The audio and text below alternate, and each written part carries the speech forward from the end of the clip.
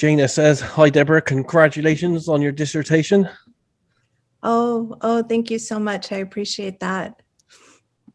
Should we wait till later? I was wondering what the dissertation was. Like, what's the title of it? But maybe we should wait till later to ask that. Sure. I can tell you. Hang on, because I have a couple. Well, I'm changing my title, but right now the new title is Why Psychologists Don't Like Pop Psychology, a comparative analysis of popular versus academic books. So it's an exploration into why so many psychologists really, they have very negative views against popular psychology books, which I was really surprised when I got into graduate school, because of course I expected people to be negative about parapsychology and these topics, but I didn't expect them to also be so skeptical about just any books that actually help people. So have a lot more understanding of that topic now. And that wasn't really the topic I intended to start off with, but in the end, I didn't have any faculty to supervise me on a remote viewing project. So I worked out this project with my history of psychology instructor that I had a good relationship with. So that's why I was going to do it on remote viewing and development of psychic abilities. Now you can supervise the next generations because it's obvious the movement's growing. Yeah. I'll do, what I can. And it was definitely cathartic being able at the same time as I was finishing up that to be able to work on this book with John and talk about, even though I'm interested in the topic I wrote about for my dissertation, I'm so more enthusiastic about this book. So it was just great in the end to know that I could be working on what I was really passionate about and doing it with someone who is just as brilliant as my instructors, but who I could just, relax with and have a good time with.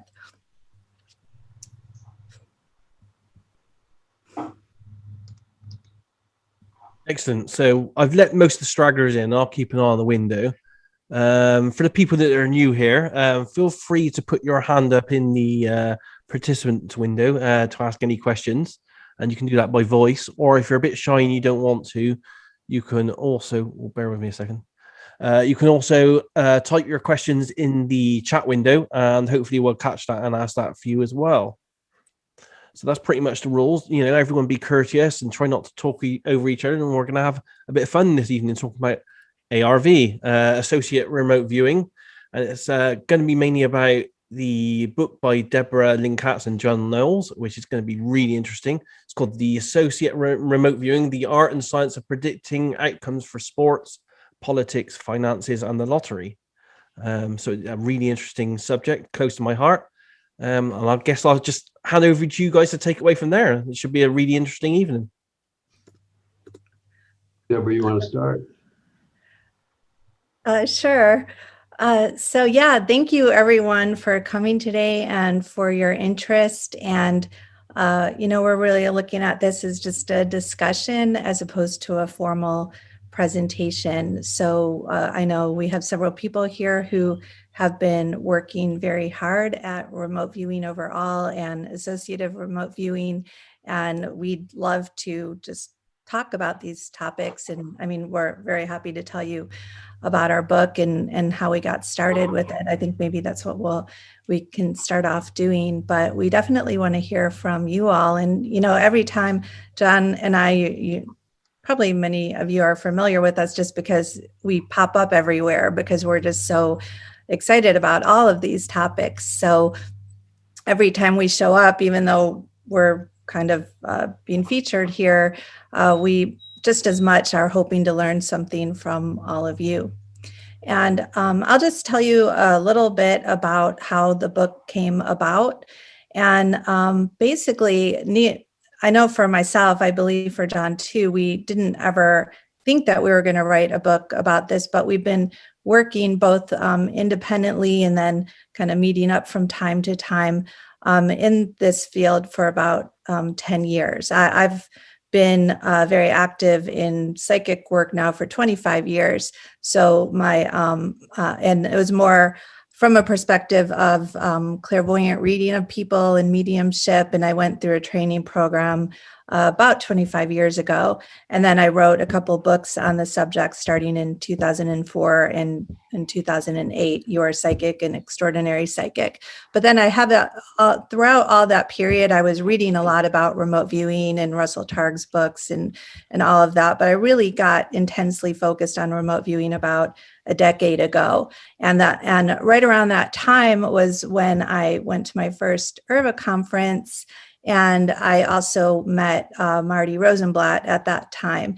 And really when I got into, I was at an IRVA conference and there was a notice that he had just some groups going for free practice. So really I got involved in ARV because I just wanted to practice remote viewing. And I have to say 10 years later, that's really why I'm still involved. I don't do as much anymore personally, but I still do ARV occasionally from time to time. But I still do lots of different remote viewing projects, both as a viewer and as a project manager. But still, even now, my desire to get involved was to learn about remote viewing and have free practice opportunities. And now free, you should probably put quotes around that because I ended up becoming the webmaster for the Applied Precognition Project with Marty and just donating hundreds of hours to not just to that organization, but to just, I got very heavily involved in research, and I'm on the board of the International Remote Viewing Association, IRVA, now. But in the early days, I got involved, just got kind of sucked into research projects.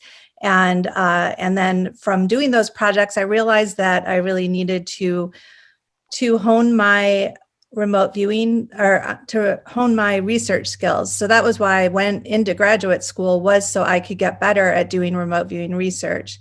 So basically, fast forward to a couple years ago, after doing so much writing and research and work in the field, I was feeling like I had all these articles all over the place and all these like pieces of knowledge that I had gained, but it just kind of seemed scattered. And I realized that we might really have enough to put into one central place, because I never want to waste my time, and I don't want to waste anyone else's time. So I'm kind of obsessed, and I think that probably a lot of people here, I know John and Daz with all his intensive documenting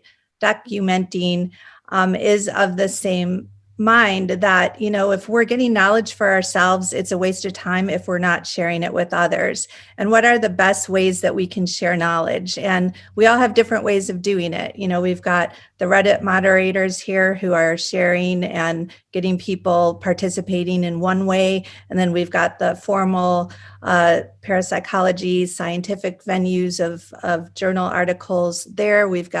There's just so many different ways to get out information. And so John and I both got to the point where we felt like we had so much and we wanted to put it all together. I would never have done this without John because he has certain knowledge in this area that I don't. And so we were able to just bring together our knowledge. And at that, a couple of years ago, or maybe 3 years ago now, we both began working in the Ingo Swann archives because they're located at the school I went to, University of West Georgia. And so I was living out there, and so he came to visit and stayed with me for a little bit. And that's where we first started talking about putting together the book. And then it just grew from there. And I have to say, it's been really cathartic, because for the last 10 years, I thought I was just donating my time. And, you know, I would make a little bit of money here or there, but because that wasn't my main intention with ARV, I just thought, well, I am, you know, just donating my time. But now, we were really able to bring this all together. So I think I'm repeating myself, so I'll give it over to John now. Okay, thanks, Debra. And it's been great working with Debra. You know, we've been at this for about a year. I don't think we've had an argument once. We really actually are working quite well together, and our knowledge bases complement each other. So it's really been a pleasure to do this. It's a massive task if you ever decide to write a 500 or 600 page book. We actually have 600 pages now. Think twice before you get into it. But I'll also just say a little bit about my background for those not familiar. I've been in this as long as Dad, almost as long as Dad's. Starting about 1999, I heard about transdimensional systems led by Prue Calabrese. I trained with them, became part of their team, not the core though, there was a core in Carlsbad that was the main people. And for those who don't know, transdimensional systems was the most successful early remote viewing business with clients and a patron who gave them $1 million to use for salaries. So for a little while, they had $80,000 salaries for remote viewers. That fell apart for various reasons. So I stayed with them until all of a sudden they shut down. We shut down in March of 2003. I was the training coordinator at that point. We had about 15 people in what was called the Banana Slam program. And we had a second training program with Athena leading it. She came out of the Farsight Institute, a really excellent viewer. Anyway, Prue shut down, boom, in March of 2003, and we were left high and dry. This is a long story about that. I put it in my book called Remote Viewing from the Ground Up, which is mainly about transdimensional systems. So after that, I worked with Don Walker, who was a member of the public demonstration team on transdimensional systems. How many public demonstration teams have there been? One, as far as I know, other than Joe McMonagle, who's solo. And then we worked on an ARV, Don and I and Athena for a while, partly because it was a challenge and we wanted to see if we could do it. Eventually we ended up, Don and I joining Marty in the APP, which was the PIA at the time, had a different name. And we worked some experiments there that have been also, which will be detailed in our book, some that Marty suggested and some that we suggested. And also I got involved with, as Debra did, intimately with Marty as APP. I was helping him, or he was helping me with programming using the R language, which I didn't know much about. I helped out a little bit, but Marty's the programmer. So I got access to the database too. So I'm familiar with the results from the APP years of experimentation with that. In 2016, I left APP as a participating member, although I'm still a member and presented with Debra recently at the conference. I left over a difference of vision. Marty thought that we should grow exponentially if we're going to change society, and I didn't think we had the resources to do that. So that was the main reason I left. There were other issues, but that was the main one.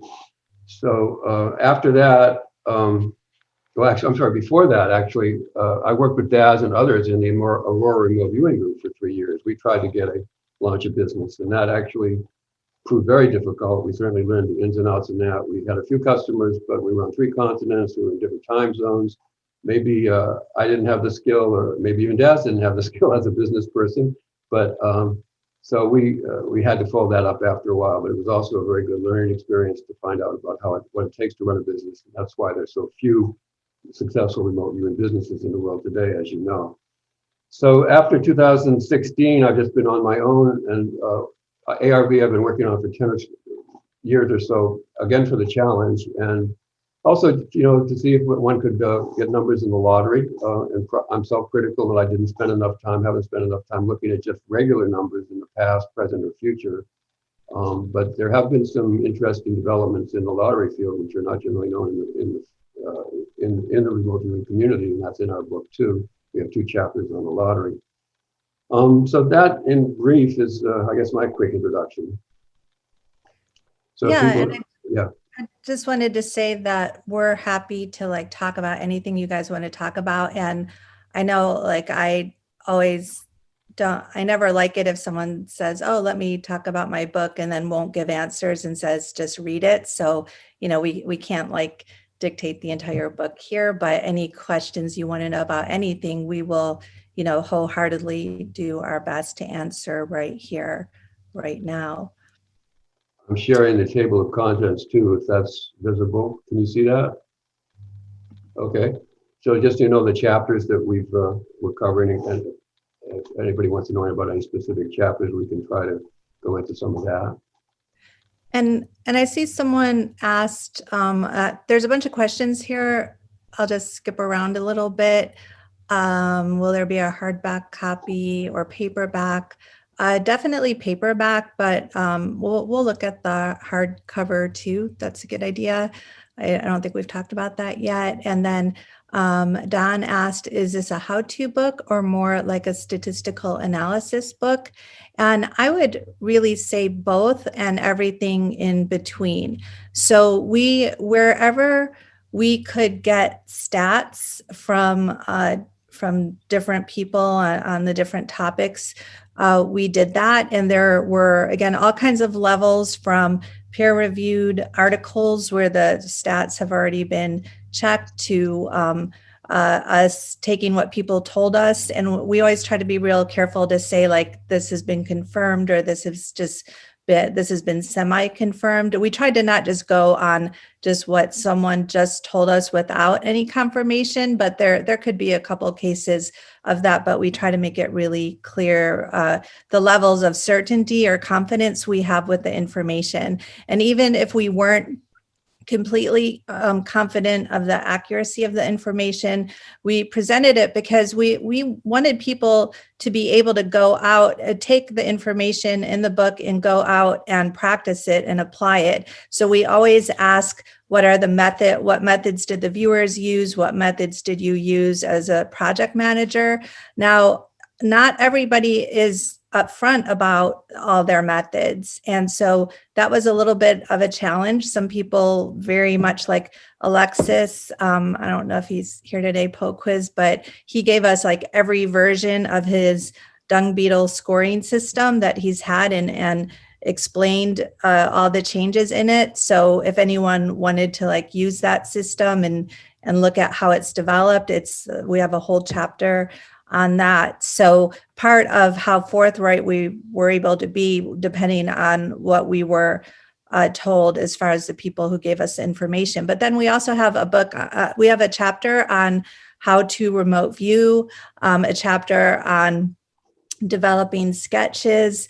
I'm really excited about our chapter on direct viewing of graphs because that's something that's showing promise and seems to be new, and just different viewers just happen to be using that approach. We can talk about that in a little bit, but so we wanted to find out exactly what approach with that are people using. And so because that's really my personal interest, is how are the remote viewers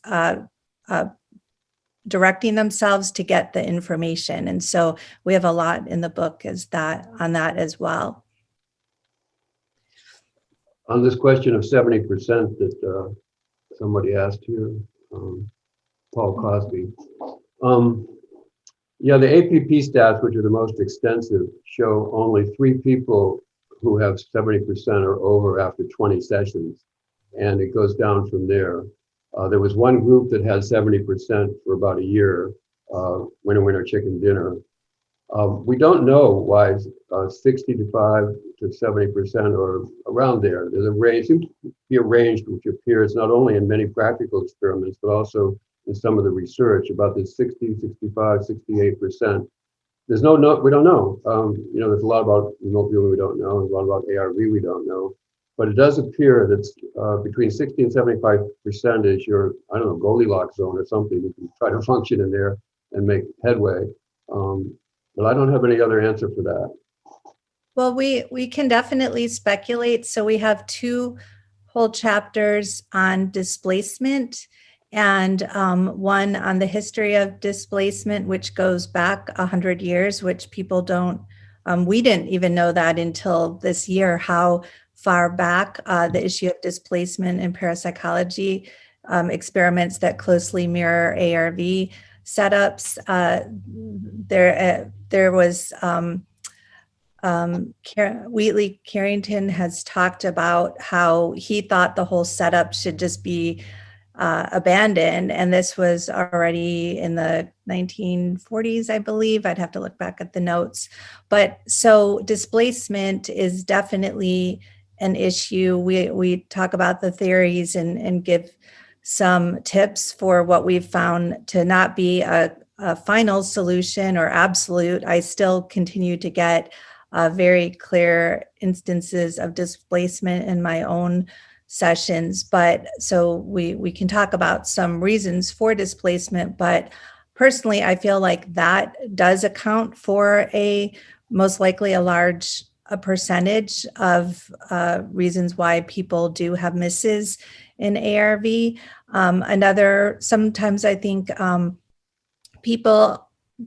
there's different ideas about how much time you need to spend on your session in an ARV setup. And of course, it would depend. There's different factors like what kind of target are you viewing? Is it something that's so simple where you just need to get a color, or is it something just like a shape that goes, just is it a square or a circle, or is the target a video? So depending on, is it a location or simple objects? So depending on what the target is, you may need less or more information. But I feel that sometimes I've seen where viewers they don't take enough time. And so that could also account for some things, although that really shouldn't account for a miss. I would say that should account for maybe a pass if a judge doesn't have just enough information to make a decision. But that wouldn't really, also, I guess another factor would be, how is the judging and scoring happening, and are misses being, are passes being used? If passes are being used and predictions are only being made if the score is a high enough score, or if there's a large enough spread between the two sessions, then that should help with things. And in some of the past research that we've done, we've found that it does seem to make a difference if you only make a prediction if it's a really strong session, and there's other people to back that up as well. But again, it's hard to speak in general terms because it's possible to just change one aspect of a project and then everything else changes as well. Yeah, I'll say something else about displacement too, and also bring in the 70% figure. So just to give what my impression is of the most successful ARV that in terms of making or raising money was Joe McMoneagle, who claimed that in about 2013 at an APP conference that he had used the software that Ed May developed, which we call computer-assisted scoring, and that he had made $3.5 million working with an investor to build a medical facility in Central America. Now, we haven't seen any evidence of that, but Joe doesn't make things up, generally speaking. And I found some additional information to confirm that that's what actually happened.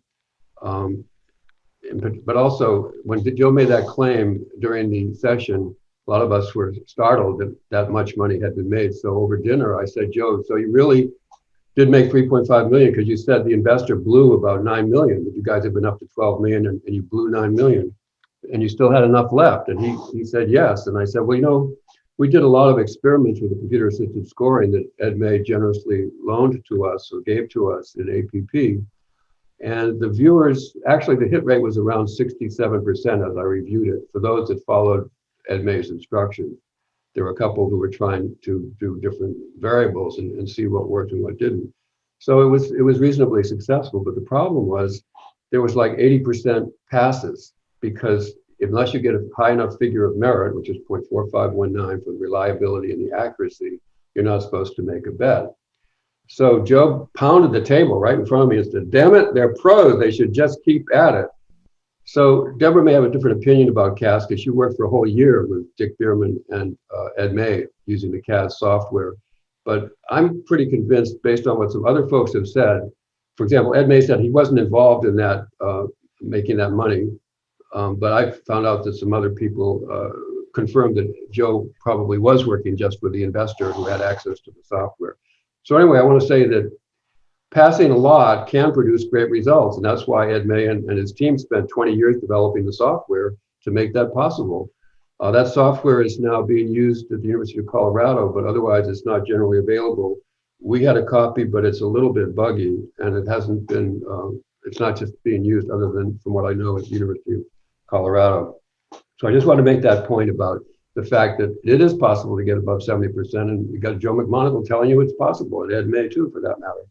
Except Go ahead. disagree just a little bit. So when we talk about 70%, what are we really talking about? That I think is usually referred to as a long-term statistic. So over the course of many trials or many projects or years, it seems to be that. But there's many people here who've had shorter runs that were much better than that, including myself, like 89%, or 81% in different projects.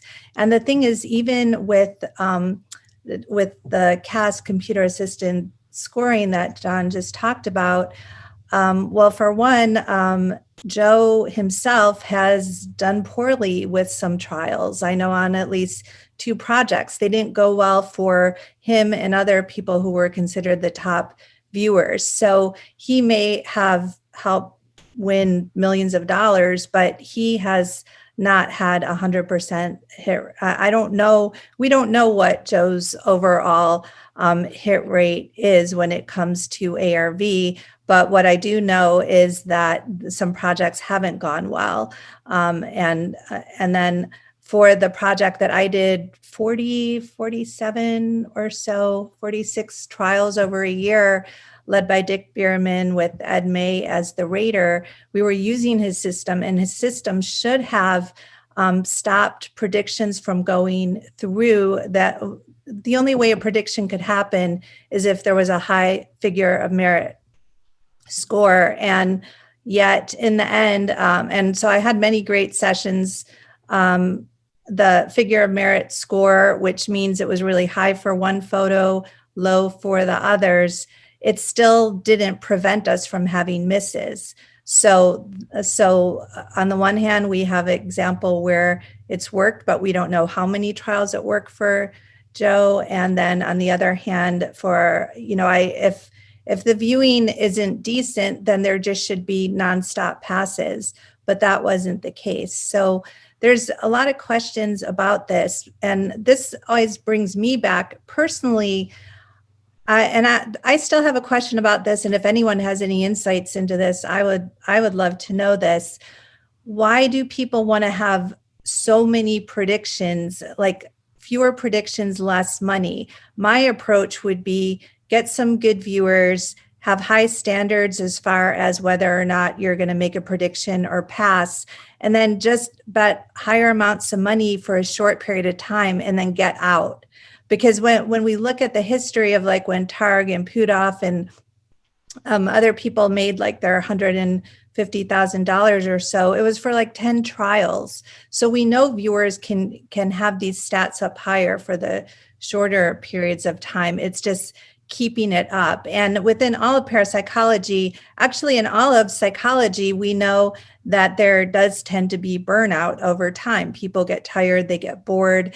In remote viewing, I think that sometimes we get overexposed to photographs, what happened the week before, or what just the different dynamics, it's going to start to get to us. So my vote would be to just do a shorter amount of trials and to be careful. But yeah, a lot of people look at passes as failures because they don't want to take the time.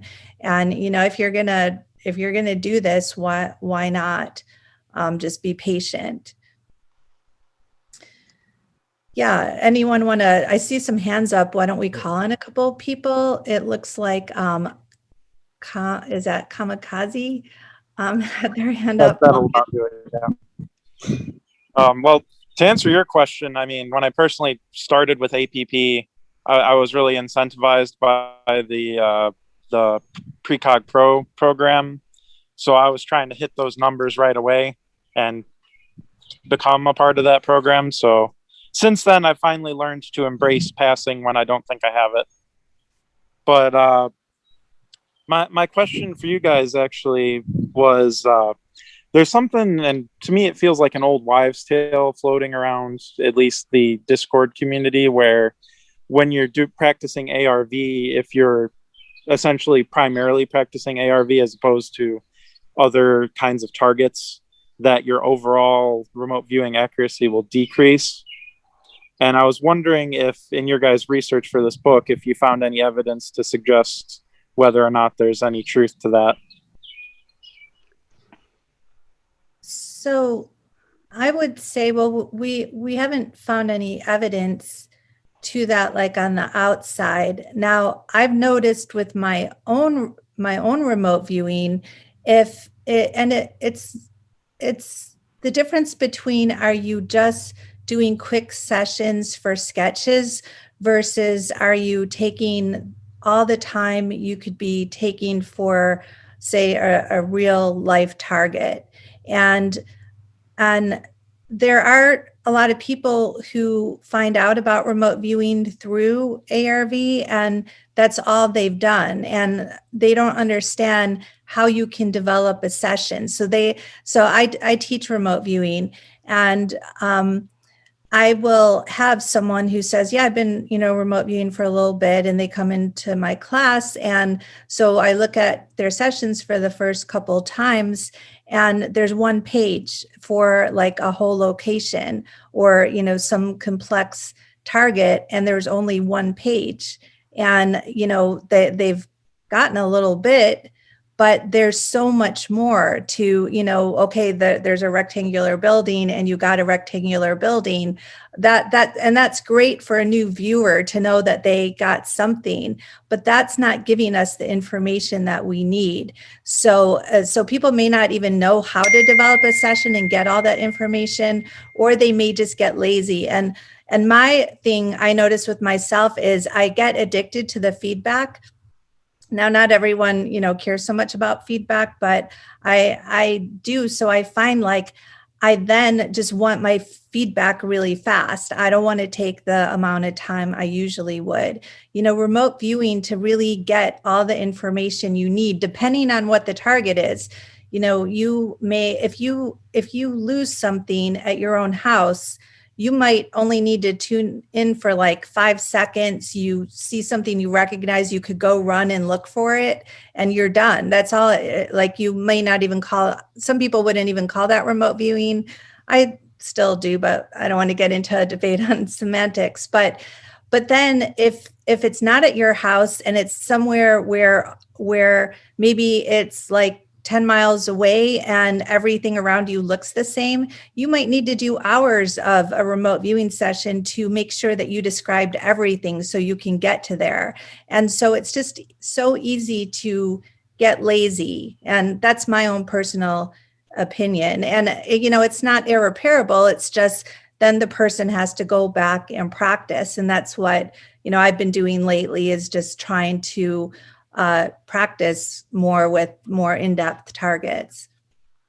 But I was curious with the APPI, how you found, because you do, my concern with that setup was that, like, you had to get so many trials right before you get paid. And like, what if you get 10 in a row and you do great, but then the next 8 you don't do well, then it resets and you try again. I was worried it would lead to burnout, and I got started with it myself. I was the first person to be signed on to that, but then I got too busy, and I didn't want to have to do so many sessions before I felt like I could start to see a profit.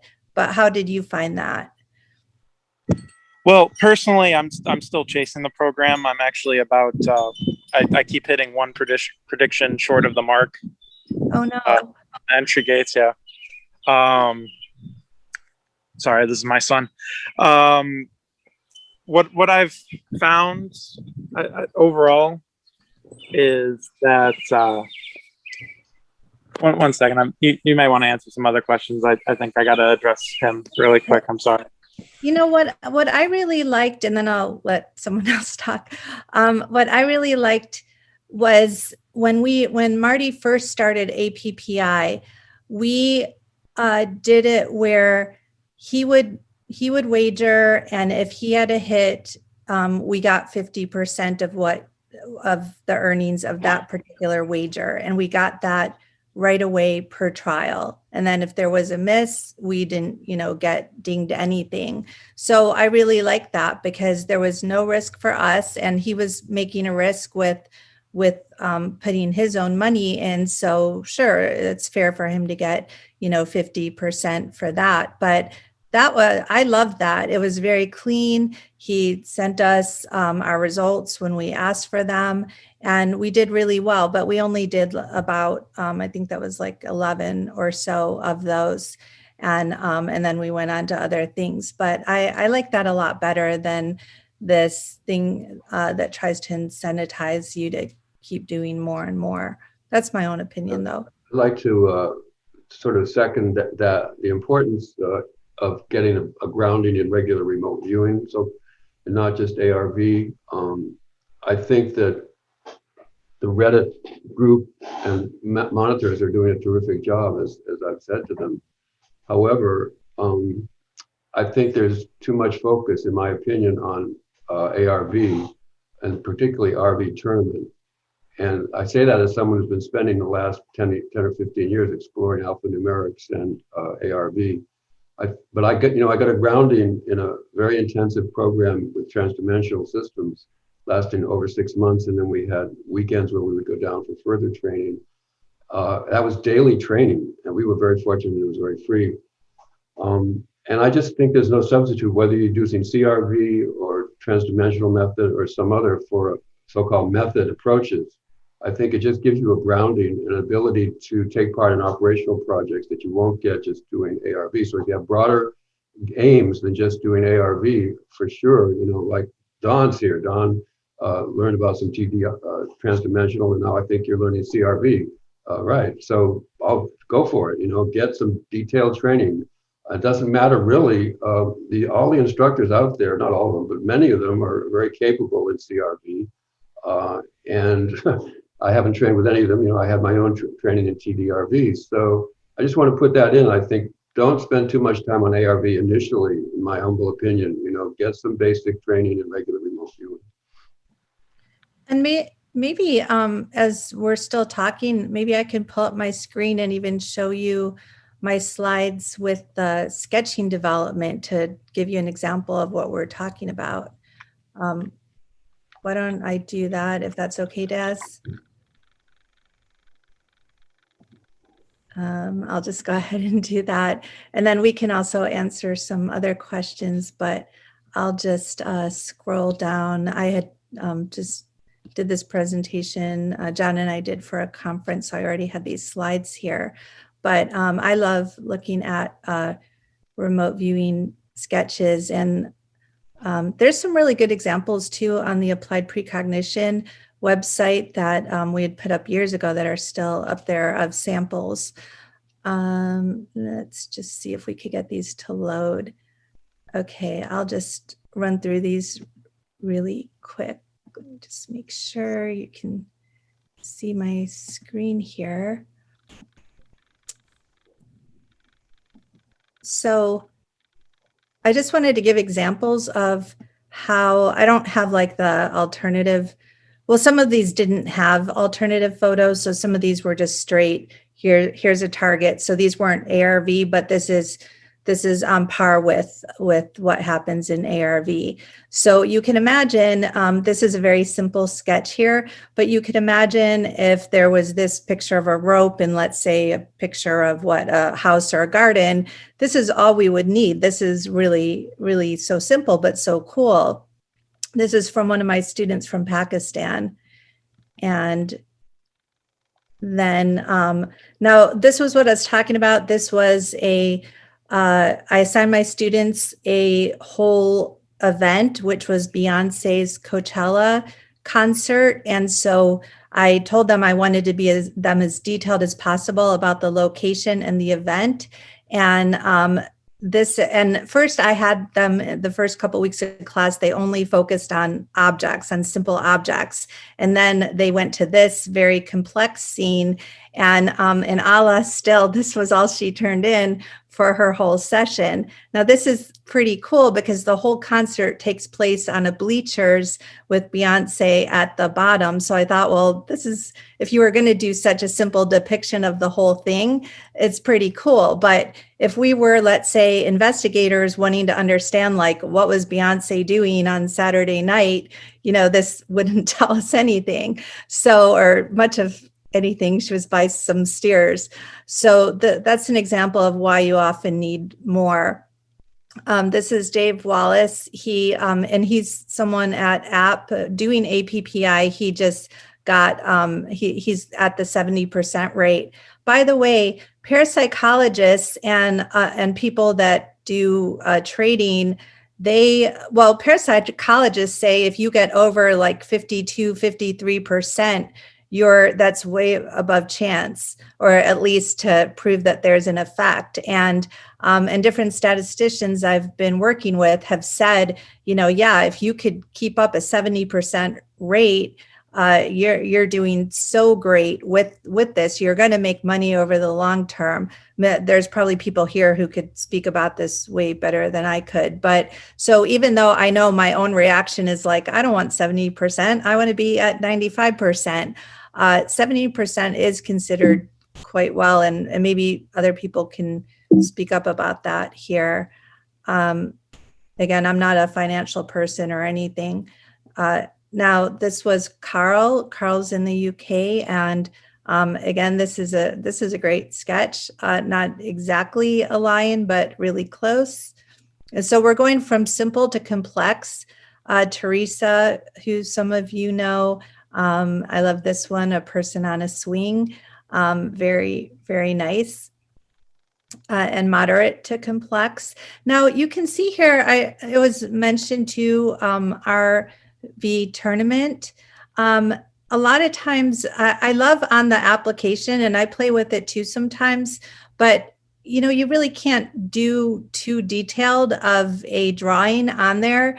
And some people, maybe they do spend time, but that's something where, again, I want to go right to judging, which we could talk about this later about displacement, but the fact that like you want to see the judging photos, it's almost like that's I call that your false feedback. And I find like I'm just in too much of a hurry on RV tournament. And I think not to speak for everyone, but I think there's that inclination.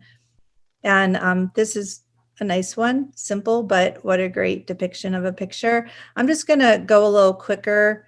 Dave Silverstein's very nice depiction with the positioning. He's got a bunch of people hanging out of the side of the boat. I thought that was really cute over there, even though there's just one guy. He put all the people outside the boat attached to it. Dave usually does longer sessions. So these are getting to be a little bit more complex. This was one of my students recently, and this was an example of where I monitored her, and after 15 minutes, she was tired. She was feeling stressed because I monitored her in front of the rest of the class, and she wanted to end, but she had a rectangular shape, but she didn't have the triangle shapes on top. And so I was like, no, let's stay in. I want you to go up above the location and look down. And what do you see when you go up above? So this is part of it. It doesn't have to be controlled remote viewing. You do this in extended remote viewing too, but you move around the target. You look at it from different angles, you touch it, you interact with it. So this takes more time. So as soon as she went up and looked down, she said, oh, there's a triangular roof up there. And then she did more sketching and got the whole kind of triangular shape here, and then that there were other structures around, and she got more. I didn't share. This is just one. This is what we call her compilation sketch at the end. It's not her whole session. She had like probably about 8 pages, and almost everything was correct. It was just she wanted to stop at like 5 minutes and then 10 minutes. And I just forced her, well, I didn't force her, but I highly encouraged her to keep going. And she was very glad that she did. But this is an example of a lot of times somebody just doing ARV, either they're only given a short time, because they're in a group situation, they're like, here, you have 5 minutes, or they just take the 5 minutes. Now, again, like looking at, forgot his name. Sometimes you don't need any more. So I don't want anyone to think like we're saying, oh, you do need to take more time. This is an example. This wasn't for ARV, but it was for, this was one of mine for a radio show host, the Small World exhibit at Disneyland.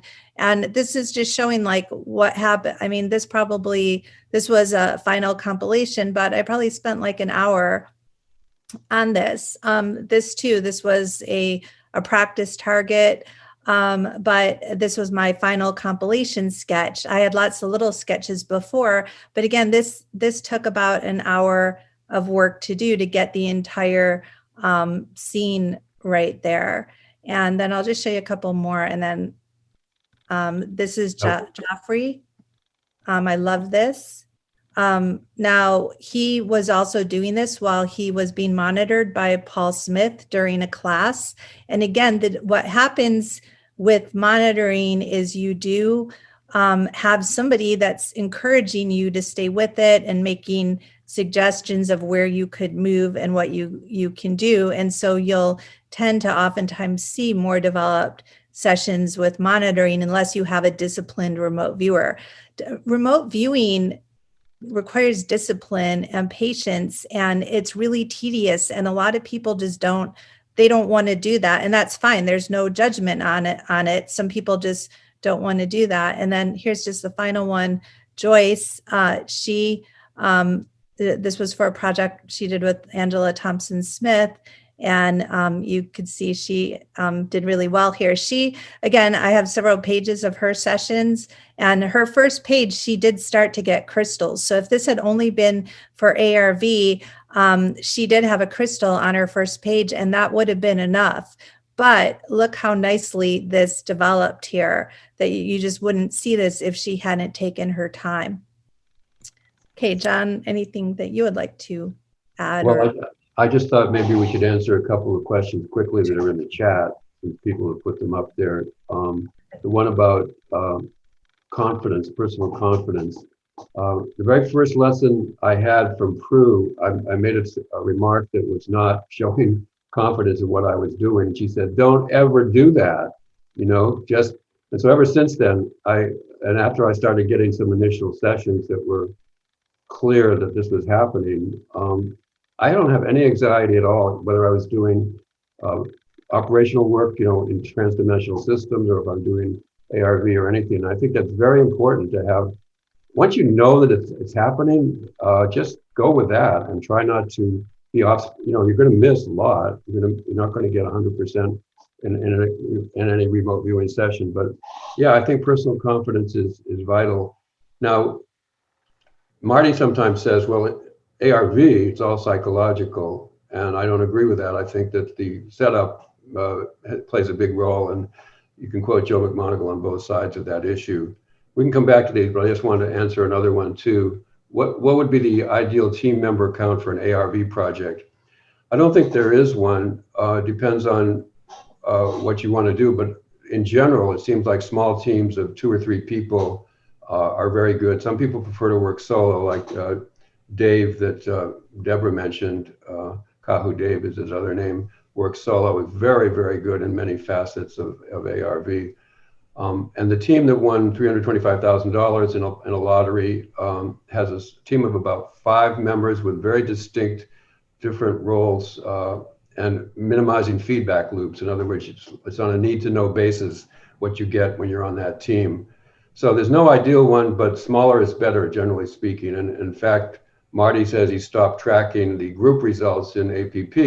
He tracks individual results now only. So that's just answer to a couple of those questions there. We also have Kiao, who's had his hand up for quite a while. Okay, I hope, as usual, I have 3 questions, so I'm only going to shoot out one. But first, the obvious thing that I'm very, very grateful to both of you guys for your internet pages, and Debra for everything you've done with Jeffrey Mishlove, because of course I've been watching that stuff. And Debra, your clairvoyance pages with front loading, in other words, in the categories, I was doing those about 2 years ago. I'm halfway through all of them, but boy, it really, really good experience. And John, you know more than enough, I think, about how I go through your targets for my students too. So here we go. The first question. Any recommendations on screening people for morality and psychological stability that are wanting to get started into remote viewing in a big online project? In other words, there's a huge one starting tomorrow in Mexico. And the thing is like, damn, how do I know who I can tell what to who? And so, how far I can take the ability level for people that I've never even met. I know you guys don't have the answers to everything, but maybe you have some ideas. Could you Go just, ahead, Debra. I kind of missed the first part of your question. Oh, okay. So any recommendations on screening people for morality and psychological stability? For morality, for example, in Mexico, we have at least 10,000 people get kidnapped every year. In other words, the crime rate in Mexico is much higher than it is in Canada and maybe even the US, I'm sure. So I want to be careful that I don't have idiots that I'm teaching RV to, even basic RV. I want to be careful who's allowed to learn what we're offering. And then the psychological stability thing, I already have people telling me that I'm their guru and stuff like this. And it's like, what? So I'm trying to find a good mechanism to make sure that we're doing a good job and nobody falls down along the way or stupid things happen. Are people paying you for your class? No, of course not. I'll never charge, but I'm not at the level you guys are to be teaching properly. So they're only seeing the basic intro steps. But some of these people are very high level. They're in the extraocular movement, if you haven't heard about it, extraocular viewing movement. So again, some of these people are really high level, but some of them are like 0 level. So John could answer first, and then I'll take a stab at that. Well, a couple of points. If you are actually enrolling them in a course, many people, and we did it in Transdimensional, you send out a questionnaire first asking them about their background a little bit. And there have been cases of psychotic breaks by people studying remote viewing. I think Dean Radin was pointing out there's even breaks by people doing excessive amounts of meditation. And he also commented on his own Got Sci website that has millions of people doing tests. And he said, well, of course, we can't test them. We don't know if they're legit. We don't know if they're moral issues, but they have a different form of data that they're getting from that. And they're getting tons of data, which they can use when you have huge data. But if you're doing a smaller group, I would suggest, if you have hundreds of people, it's a different matter. You can't go through them individually. So just how many people are enrolled? There isn't a number yet, but it looks like it's going to be at least 80, maybe between 80 and 140. And I would actually have filled out a questionnaire once for the Monroe Institute, but what kind of questions do you recommend? Debra, you want to take over? Well, first, I would say if you're doing a class like that, you're not going to be able to spend much time individually with very many people. And, it's kind of a slippery slope, but people can already learn remote viewing from books, from videos. You're not going to stop anyone from learning. And if it's just broad like that, personally, I would say, don't worry about it other than starting off, letting people know what some of the problems are.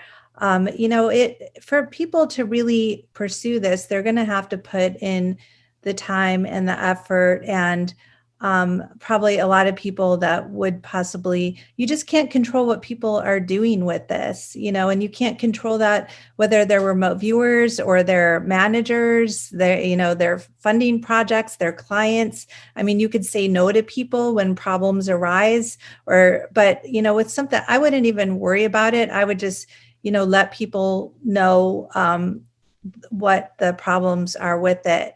Now, the reason I asked about payment is because, and not to suggest that, you should charge people, but I found that charging helps to weed out the people that aren't so serious. Now, of course, there's going to be plenty who so much want to do remote viewing, but just can't afford it. And what I do with that is I offer scholarships, like sometimes full rides or work exchanges, or, it's very interesting because the ones oftentimes that just, that don't, like, if I don't do it as a work exchange, or a lot of times the people just don't show, like, you will say, okay, you can do this for free, and they're the ones that don't come to class, and they're the ones, that don't practice. Now, that's not always the case, but it's kind of like, part of pain is people showing that they have some level of investment. But I like to do like a sliding scale or scholarships. And I like to find out from people too. Like I have a woman who contacted me. She has MS, multiple sclerosis, and 3 kids. So she didn't even ask for more than a discount, but I just said, I don't want you to pay anything. So it's, I think, I found this with clients too. When I was just practicing and didn't charge anything, I had so many issues with clients that now that my rates are up, I just don't have those issues. But so yeah, I would say don't at this point, don't worry about it too much. And then as far as them looking at you like you're a guru, you can solve that.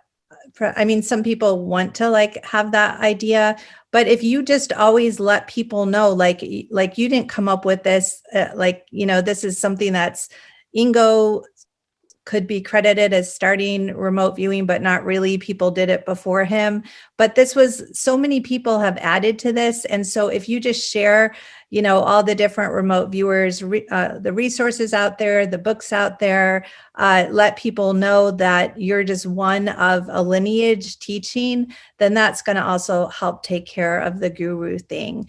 Just refer to other people and encourage your people, to not just study with yourself, but everybody, and to learn as much as they can. That's what I always do. And it seems like I look at it like we're preparing people. We do what we can. And, you said you're a newer teacher. That's fine. Like teachers how do you get experience? You have to start somewhere. So, go for it, do what you can, and then let people know that you're preparing them so they can then go work with other people as well. Perfect. Thank you. Yeah. Most of what you said I already have built in. In other words, we're starting the first day with the warning and et cetera. So thank you very much. And this is recorded, so I'll be watching it again and again. Thank you for your question there.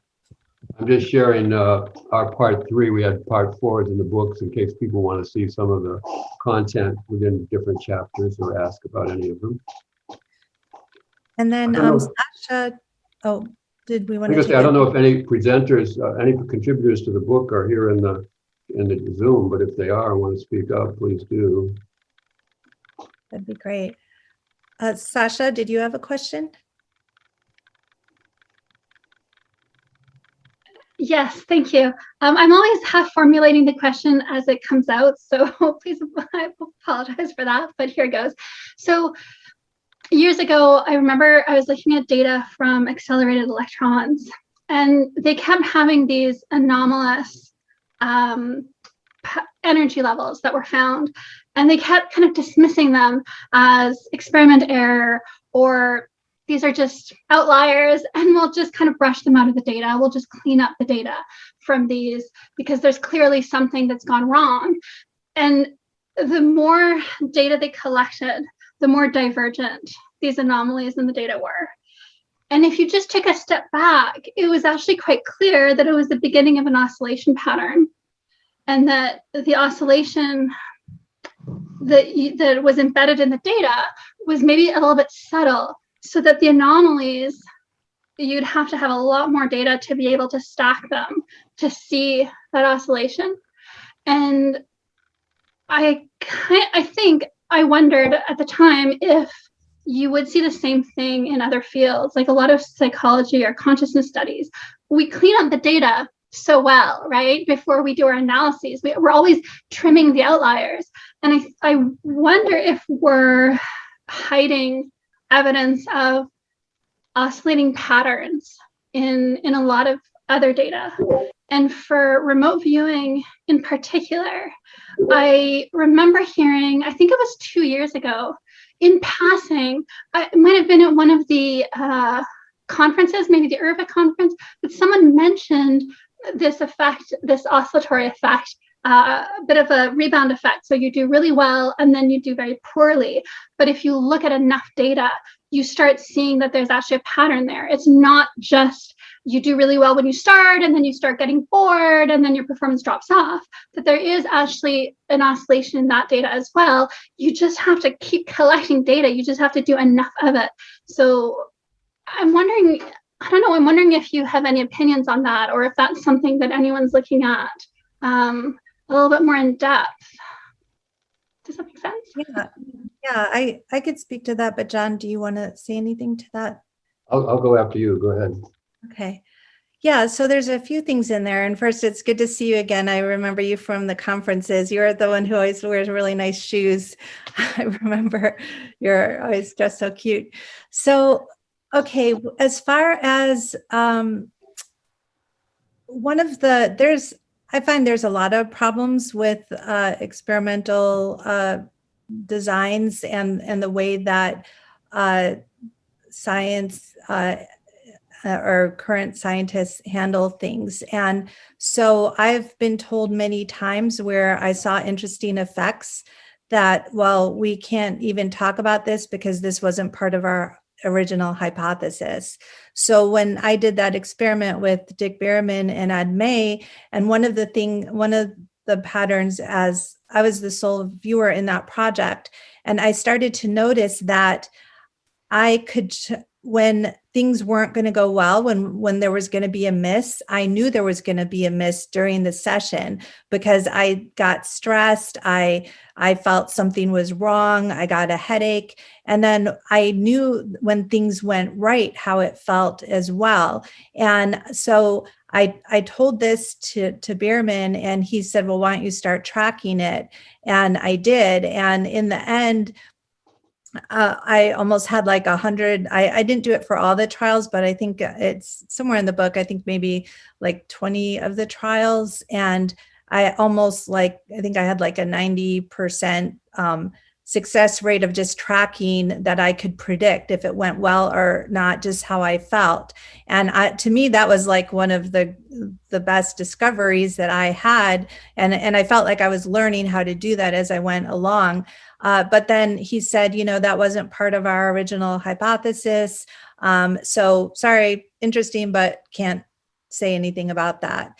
And so there's constantly things like that. Same thing with displacement, where if you talk to any researcher who, whether they do ARV setups or something similar with matching type tasks, if you talk to them just one-on-one, they're going to say, yeah, like I saw at least a few cases where there was no question the viewer had described a target, but it wasn't the correct one. And but that doesn't even you won't even find that written up in the study. And then they're like, well, we can't prove it, or we weren't testing for it. So it's just constant. And that's why there's even some parapsychologists now that are just pretty much almost like, they're like, we need to do something different, because the problem is too, there's the assumption if you do 50 sessions, and let's say all you did 50 sessions and they were all misses, but you had 5 just like incredible, not just hits, but just such great matches to the target. Even like with some of those examples I showed you, like with Joffrey's picture of the what was that? The Colosseum. If you had that and everything else wasn't good, you could still say, look statistically, how likely was it that was going to be, out of everything in the whole universe, since it's free response, what are the possibilities that he'd draw that, and that's what the target was. Sometimes we have it's one thing if there's just an ocean and a viewer gets water, that may still be a match, but it's not that rare for water to come up, but it could be very rare for something else. Like in a Stanley Krippner project, one of the targets was a cartoon half man and half bug, and I got a half man, half bug. So what are the chances that that target would come up? But if I did that and then didn't do so well on the other, the immediate assumption, because usually parapsychology projects are testing whether psi is present, that they'll state no psi was present. No, we don't have any proof that there was psi present because we only had a 50% hit rate. And so much is getting lost and masked in all of this. And that's why it can be really super frustrating. And, I think it comes back to, why are we doing this in the first place? And I don't know, there's so many different reasons why we're doing it, but I think this is ultimately why we get so frustrated. And I don't know what the answer is to that. Thank you. And can I just add on to that, just out of curiosity? So what's your favorite theory, I guess, for displacement after having looked at all the data? Well, I think there's a few leading ones I would have. Is sometimes we're defaulting to the easiest photo that's present. Now in self-judging, if it's self-judging where we're exposed to both photos, I think that's our feedback. Like, it may not supposed to be our feedback, but anything that gives you an indication that if you do a session and you're shown two photos and you get excited, like, oh, I want to see what these are, then you're using that as feedback, even if you're saying you're not. But then the question is, well, why do we get displacement if we're not judging ourselves? But then I do know for a fact that viewers are sometimes too focused on their managers and their taskers. So, there's all different kinds of displacement. And I've seen very clear examples where, my student didn't describe the target I was showing them, but they described what was on my desk and what I was doing at that exact moment. And when I talk to them about it, I do find that those are sometimes the students that are a little bit more focused on me, like, oh, what does Debra think of me, or what's she going to say about this? This is all about attention. So as soon as you start to think about something, that your attention goes to it, and that's what you're more likely to hone in on. So that doesn't explain everything, but I would just say that I think that's one reason why it might happen. And then there's a whole bunch of other reasons too that we do cover in the book. Yeah, I'd like to speak to that and then go back to the oscillation. One reason I left APP is because it's binary ARV.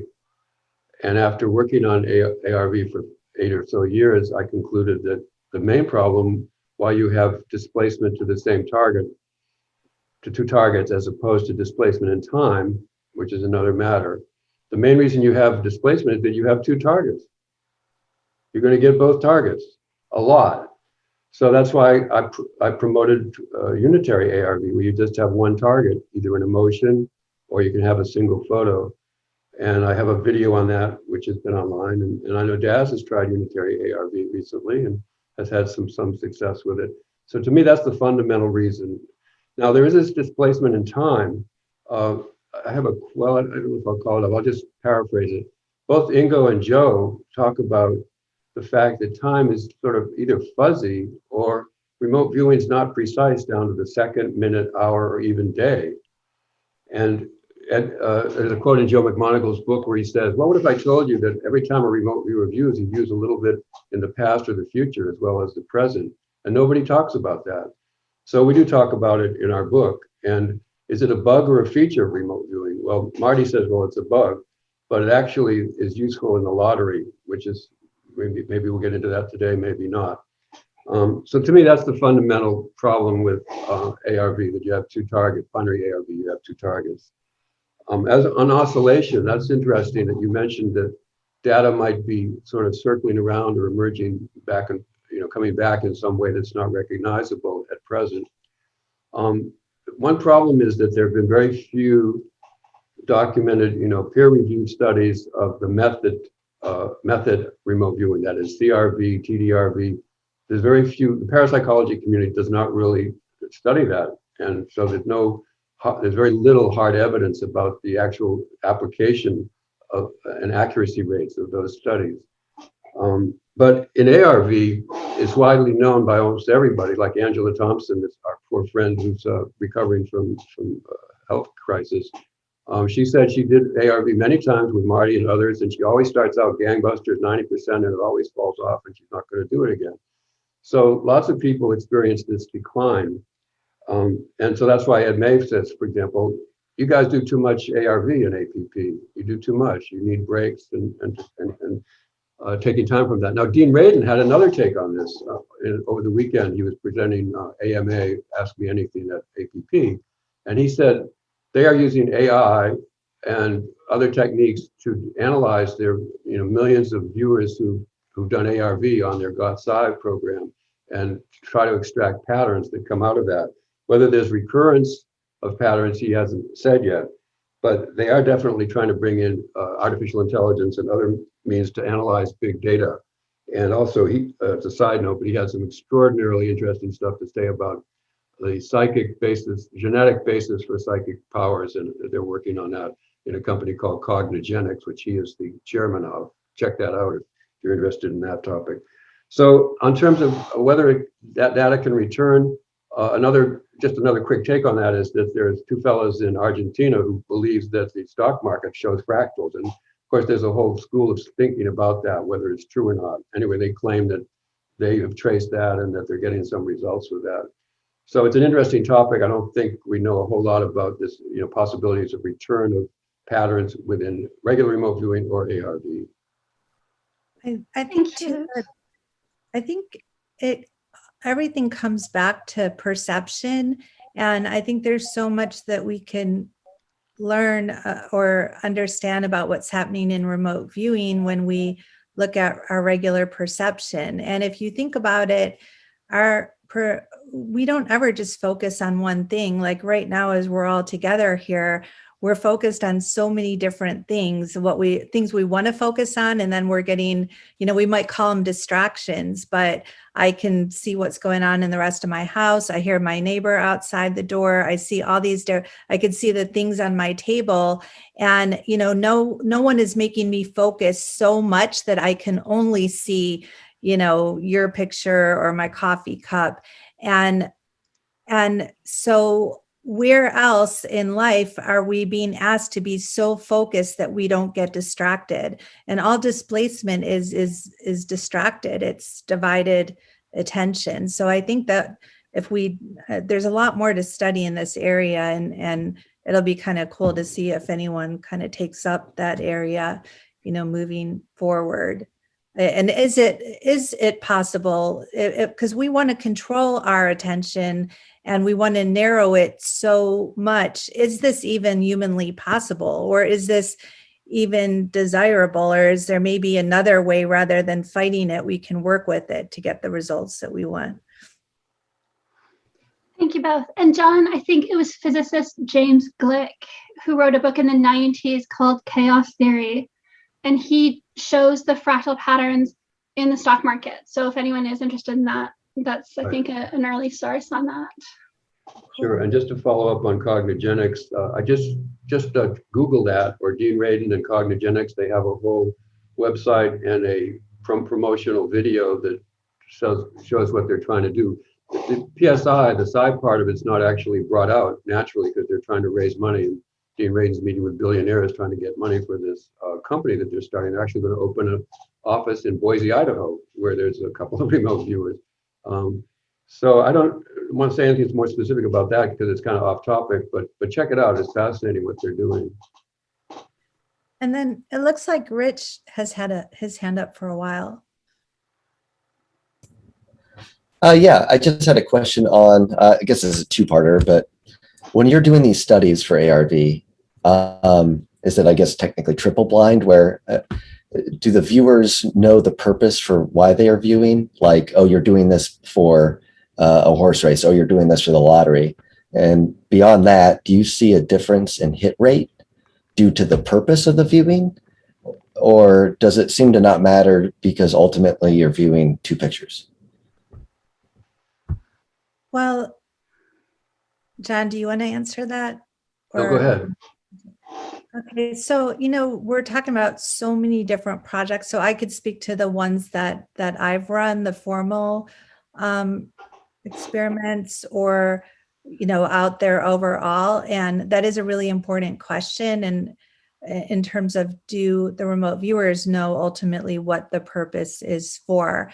And I would say a lot of times they do, not always. I've always thought it could be interesting if they didn't know anything, they didn't even know it was for ARV, and then they were just run through the project to see if that would, and if they only thought there was one photo and nothing more than that, if none of their attention got put on anything else, how would they do? And I think that could be a valid setup. The thing is, a couple issues with that. I was actually just on a project where the manager was trying to do that. However, he didn't tell us it was for ARV, but we all knew enough about ARV that, and when our group had misses, he was talking about two targets or the other photo. So if he was trying to keep us from knowing what it was, he didn't. All he did was create confusion. And it's really hard to keep this from experienced viewers who understand setups. And also, if you start to have whether displacement, or you have a really strong session, but then it doesn't seem to match, there's just all kinds of signs. So it would be really hard for anyone that's been doing ARV or to be brought onto a project and not figure it out themselves. And being someone who's been on so many projects, including formal projects where they don't always tell me what's going on, I might be different because I'm really curious and nosy, and I always want to know what's going on. And it'll drive me absolutely bonkers if I think things are happening that I have in the project that I'm not being told. It drives me nuts. And then things don't go well. I create too many problems for my managers because I ask too many questions. But it would be interesting, if you took people who didn't know anything about this at all, and just ran them through it. But I don't think that's been done too much from what I'd have to go back and really carefully read the projects.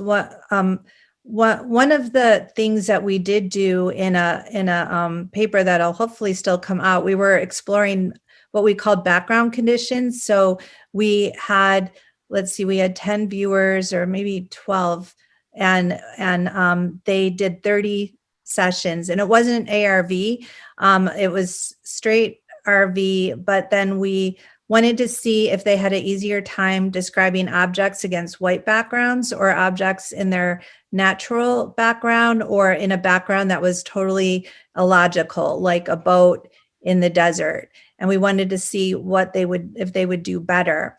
And when I was setting up the project, I actually consulted with Ed May, and I didn't want to have matching tasks because it wasn't for ARV. So we didn't need to analyze it there's no reason we needed to introduce what's called decoy photos, extra photos to do a matching task. I just wanted to go per session to score it, how many perceptions are correct and how many perceptions are incorrect. That's what I wanted to do, but I was told by Ed May that if we wanted to get the paper published, we should do the setup of where a judge tries to see if they could pick the right photo, which does mirror the ARV setup.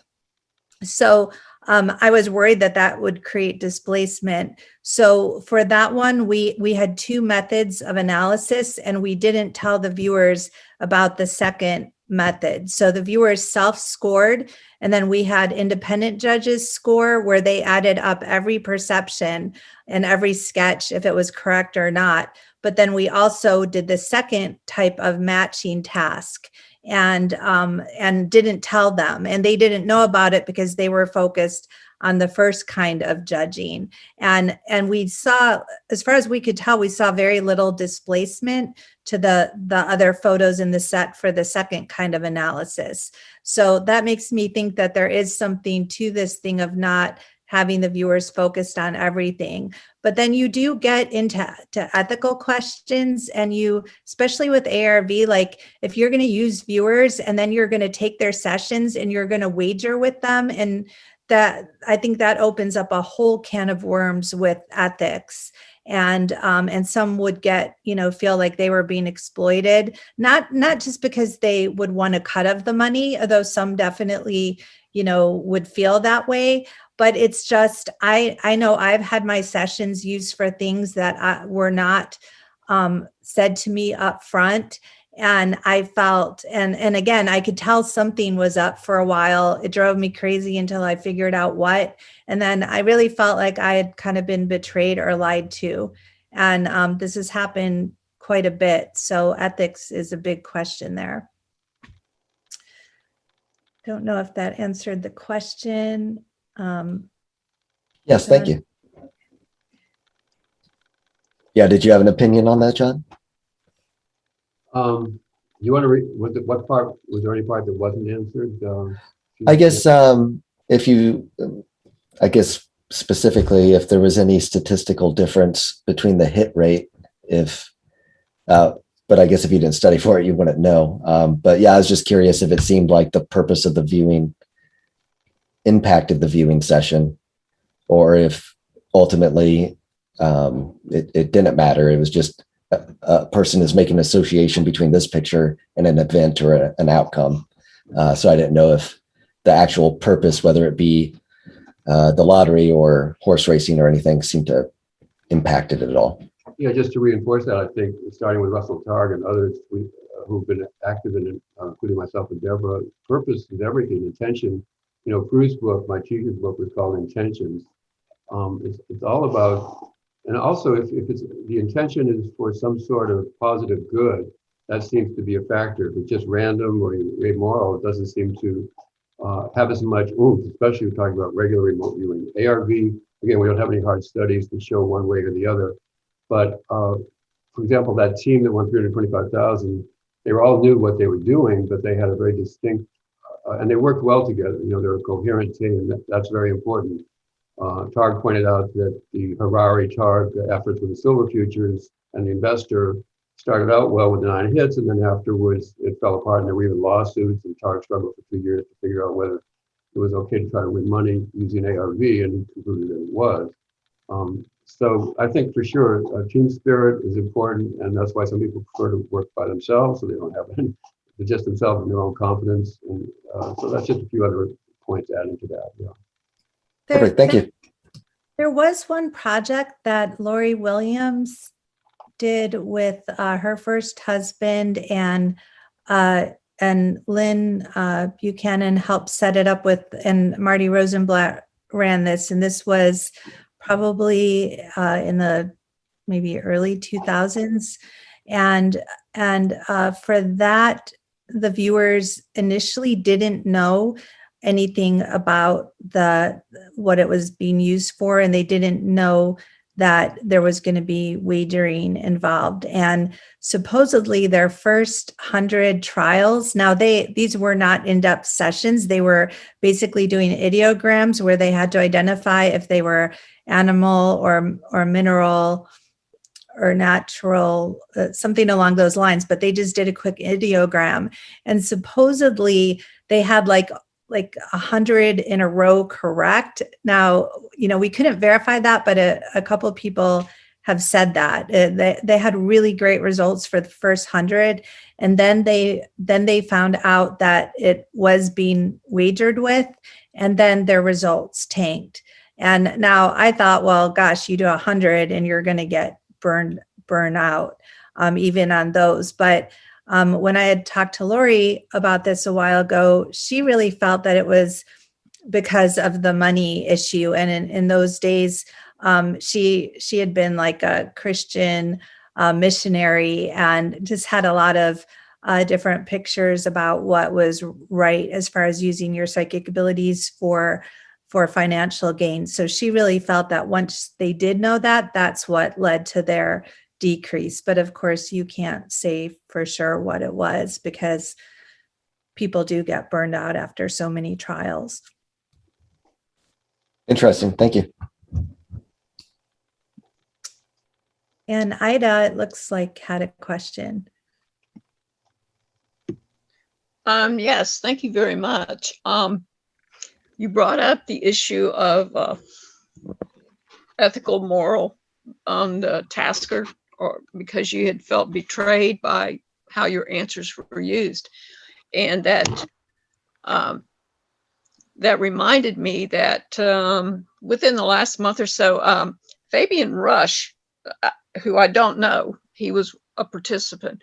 He brought up that at the beginning of, if I remember this correctly, he always, he wants to know, he asked, he does a check on, is this real? Is this, in other words, is this going to be a, I can't remember exactly how I phrased it. Is it real, or is this project about something fake? And he used the targets of, you could use a photo, you could fake a photo. We talked about that, a Photoshop thing. In other words, did he feel comfortable knowing whether it was going to be for a real purpose, or if it was just a hoax, or what? And it brought to mind that conversation, because when you talk about ethical and moral, is that another consideration that you could add to your, since you seem to have that ability, that you could add, does this tasker have a I'm trying to think of the word. I don't want to use the word immoral because people have different definitions, but do they have some kind of is there going to be harm? But that would be based on your definition of harm. Also, is there another way to phrase it internally? So you would say, I don't want to do this. I'm refusing this, because you say you have that ability to feel whether it's, there's something not quite right. Yes. Well, many viewers do just that when they are approached with a project or they're considering, they do use their intuitive abilities in a number of ways, whether they set it up as a formal session or they just kind of tune in or go with the feelings. So definitely that can be useful. There's some that will just then not even embark on a project, or there's others who will say, well, I don't have a good feeling about this, but I kind of am curious. That's kind of what I do is, I hate turning down projects because they can there's so much you can learn from them. But I've been in situations where I should have never gotten started. I knew that. And usually I don't stay that long, but really I was kind of doing a disservice to not just myself, but to the people that like, if I have a bad feeling and I join the project anyway, like, even if they're up to something, I still feel like I did a disservice to them, because, I should have just said no. It just is interruptive to anyone to then withdraw from a project. So not that the viewers should blame themselves, but just, I do think we need to all be careful and use our abilities that we have. There's so oftentimes, especially researchers, they just don't realize that remote viewers are they're being perceptive way outside of the scope of the project. Exactly. Yeah. And we need to do that. We need to be more discerning. And, just as I've been in this for so long, and when I first even embarked on my psychic explorations and started to do readings for people, I started out professionally. I lived in Sedona, Arizona, where there's a lot of psychics and artists, and I worked out of a few different bookstores. And I found like there was just endless scenarios where my ethics, my own personal ethics, were being tested. And in those days, I was a single mom. I was broke. I could barely pay my $400 a month rent for the trailer that we lived in. And I would be presented with these scenarios where, I knew it was like evil was knocking on my door, and people would offer to pay all my living expenses. And like, there were so many things that seemed like it could have just made my life easy. And it was all like people wanting to make use of my psychic abilities, or maybe not just my abilities, the people that wanted for me to like move in with them and they'd support me. But there was just constant, I had like 1 week where, people were knocking on my door, people that I knew were unethical, wanting me to do things. And I just had to keep saying no to that. And so I'm sharing this because it's not, when the money doesn't matter and you say no, it's not a big deal. But when the money does matter, but you still say no because it's just not going to be the person doesn't have the best intentions for your work or for you, that I look at these as kind of spiritual tests, and they're not easy.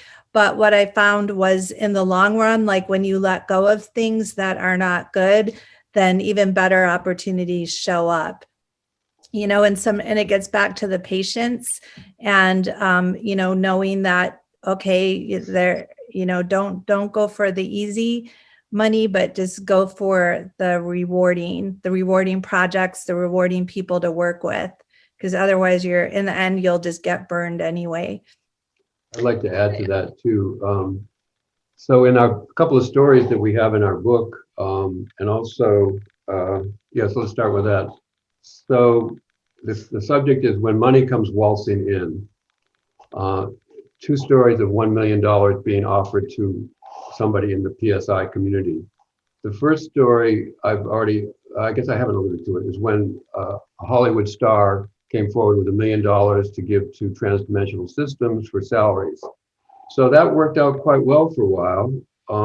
And people were viewing at $80,000 a year for a couple of years. And then there's a story in our book about why that fell apart. It had to do with, by report, a rival said to this Hollywood star, if you don't give us millions of dollars, we're going to expose what you're doing. And this Hollywood star wanted privacy. And in addition, a member of the team went public with the knowledge that the money had been given to TDS. So that fell apart, but it was very productive for a while. The second story goes back to J.B. Rhine.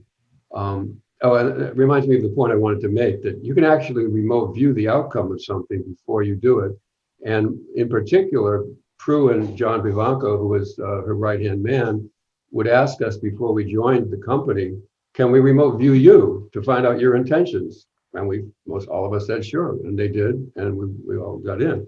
So, and someone also, by the way, has suggested that, why don't we remote view how to improve remote viewing? George, I think it's been, a guy named George has been promoting that for a long time. But to continue with this story about $1 million. So J.B. Rhine, was a famous researcher with the Zener cards. He really put PSI on the map in the United States.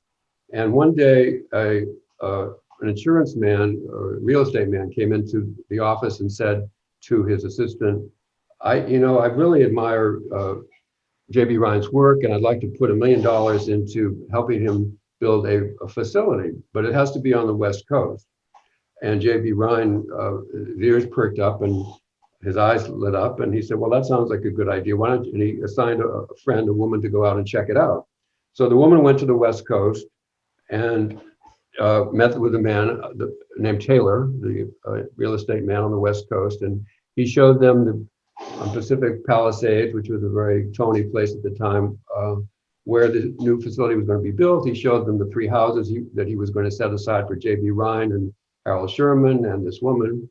And she came back really excited and reported to J.B. Rhine.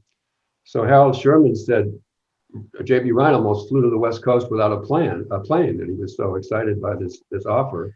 So things progressed, and Harold Sherman was another psychic who wrote a book, Thoughts Through Space, a very fascinating book, along with a couple other people. He and J.B. Ryan also were close friends, and he also knew Ingo Swann, which is where this comes from, the letter that he wrote to Ingo Swann. So finally, Sherman and this other woman went to the West Coast to see how things were going, and the Taylor, the insurance guy, the real estate guy, didn't really pay much attention to them for a while, so they began to get worried.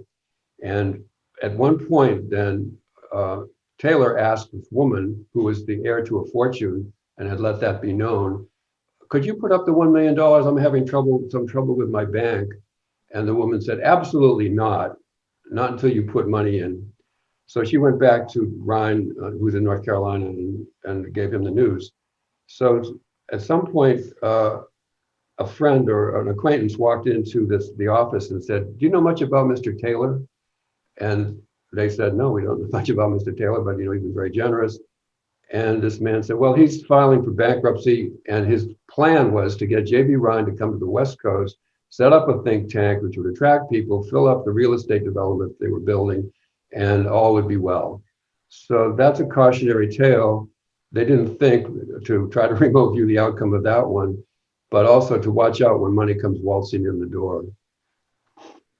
Yeah, excellent. And Debra, I was in Sedona in the 80s when things were just getting started and was very successful there. And then money came waltzing in, you might say. But I'm glad that you brought up the remote view the outcome, because I've learned to always, in any relationship or any whatever, but always just sit down, take a breath, and do that very thing. I mean, there are some people who were quite prescient about a particular situation, and you know, we have to learn. We have to, like you said, we have to learn one way or another to follow that. Anyway, thank you. But I'm really glad that I finally got to meet you, so to speak, on Zoom. Yeah, well, thank you for being here. And this is a challenging topic, of course, ethics, because there really isn't, it's a continuum, it's a blurry line, and it's a very individual choice too, because I think it's what may even be unethical for one person to do would not be unethical for another person to do if it goes along with what they truly believe. And as we know, we live in a time right now where people have such opposite views of each other, of what's right. So even, say invading the Capitol, some of us might just think, well, how could anyone have done that? That's the worst thing anyone could have done. And then there could be people who think, well, that was their duty. If the elections were stolen, that was their duty to do. So depending on what your beliefs are, it really, it's not like there's any force that comes down and says this is right or wrong. It's all for us to stay really dialed into what we feel is best for ourselves. Yes, that's like arguing whether broccoli or carrots are better for your eyesight or whatever. But thank you again.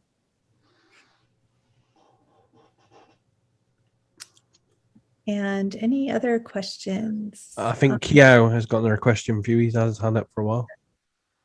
Of course, I have three more, but we're going to go one at a time. This one's a really easy one. If you, I don't know if you guys are familiar yet with extraocular viewing. I've just started finding out about it. So the question is, have you heard of anyone using a form of dowsing with their hands for scratch and win tickets? In other words, scratch and win tickets, and people are kind of like, dowsing being used for ARV or, RV to win in lotteries? Not with any success that I've heard, no. But people use quite a variety of methods, and some have been successful with those scratcher tickets. Yeah.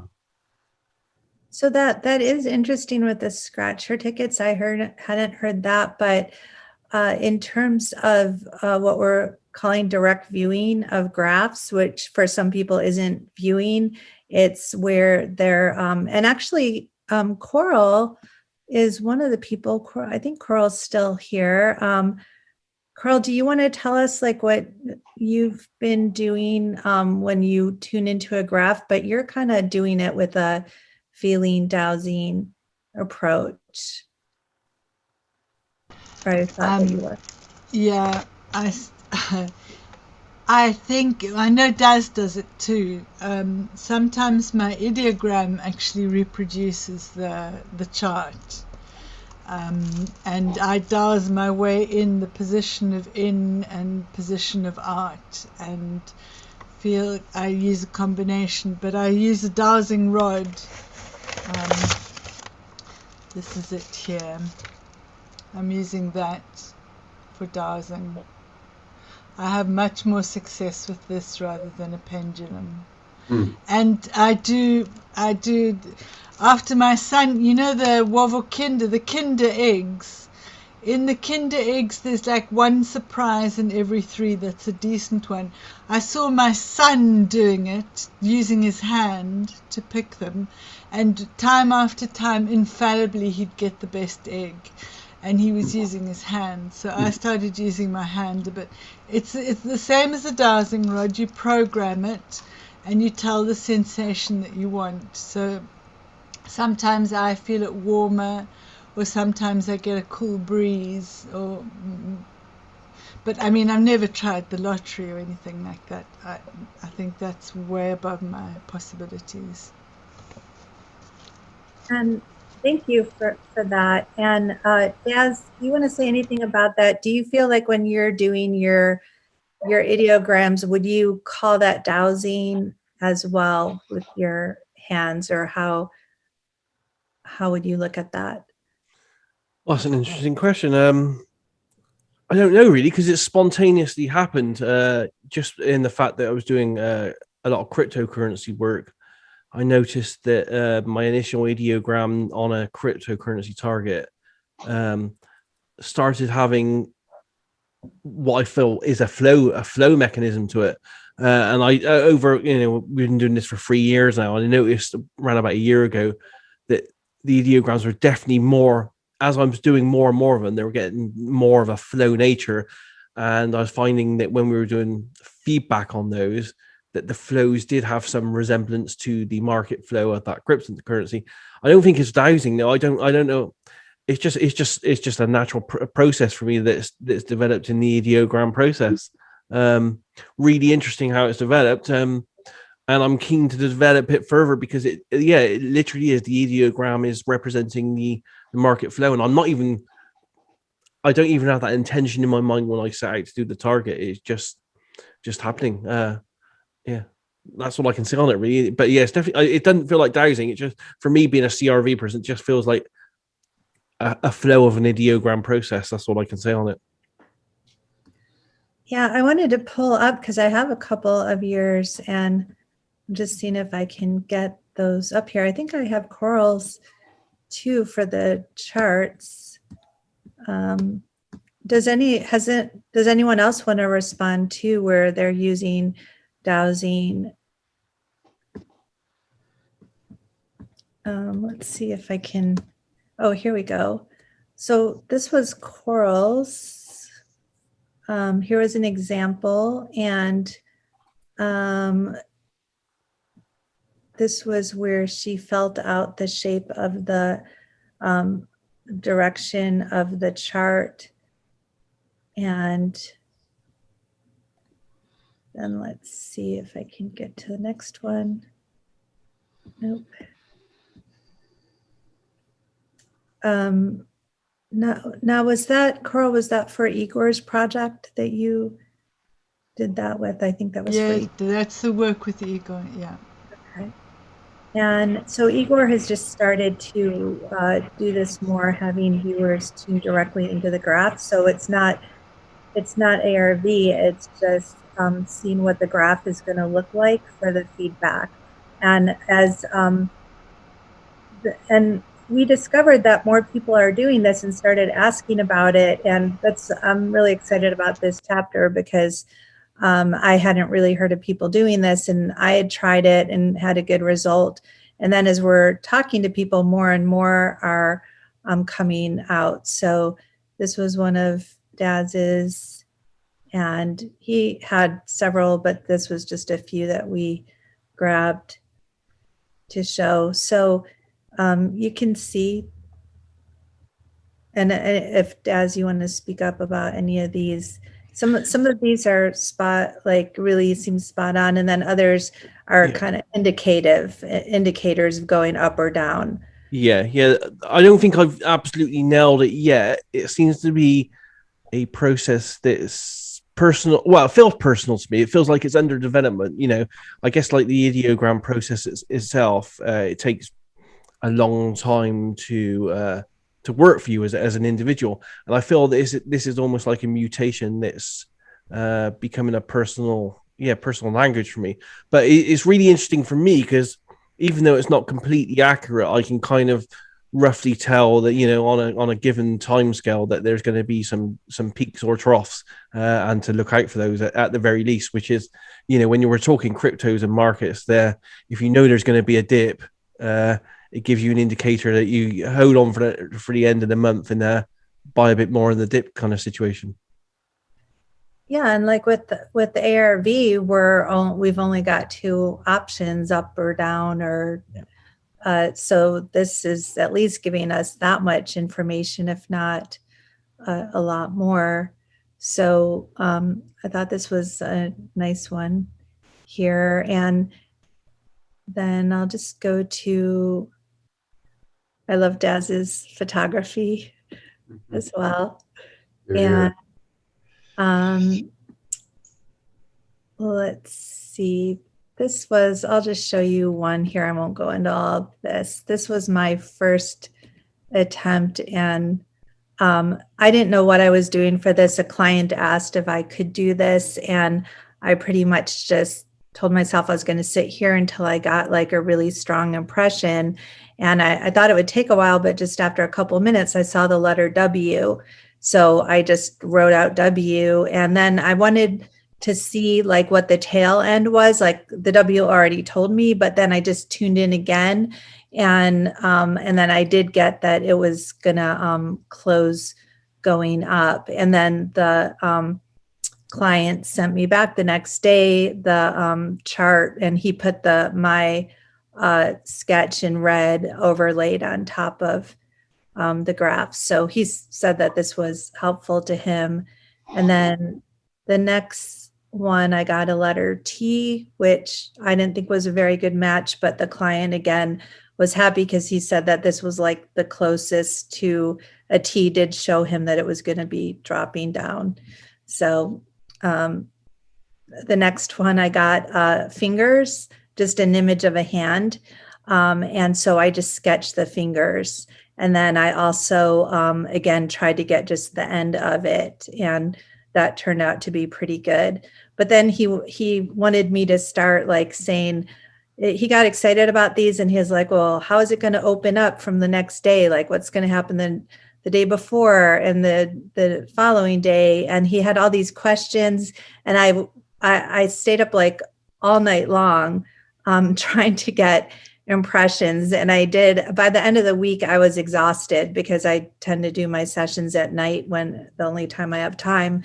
And I would just be like up all night and get stressed. And I started to like tune into the client, and and then he didn't really know exactly how he could make use of this. And he was new to these topics. So I told him, why don't you go get some training in project management, and I'm going to take a break and we'll see what happens.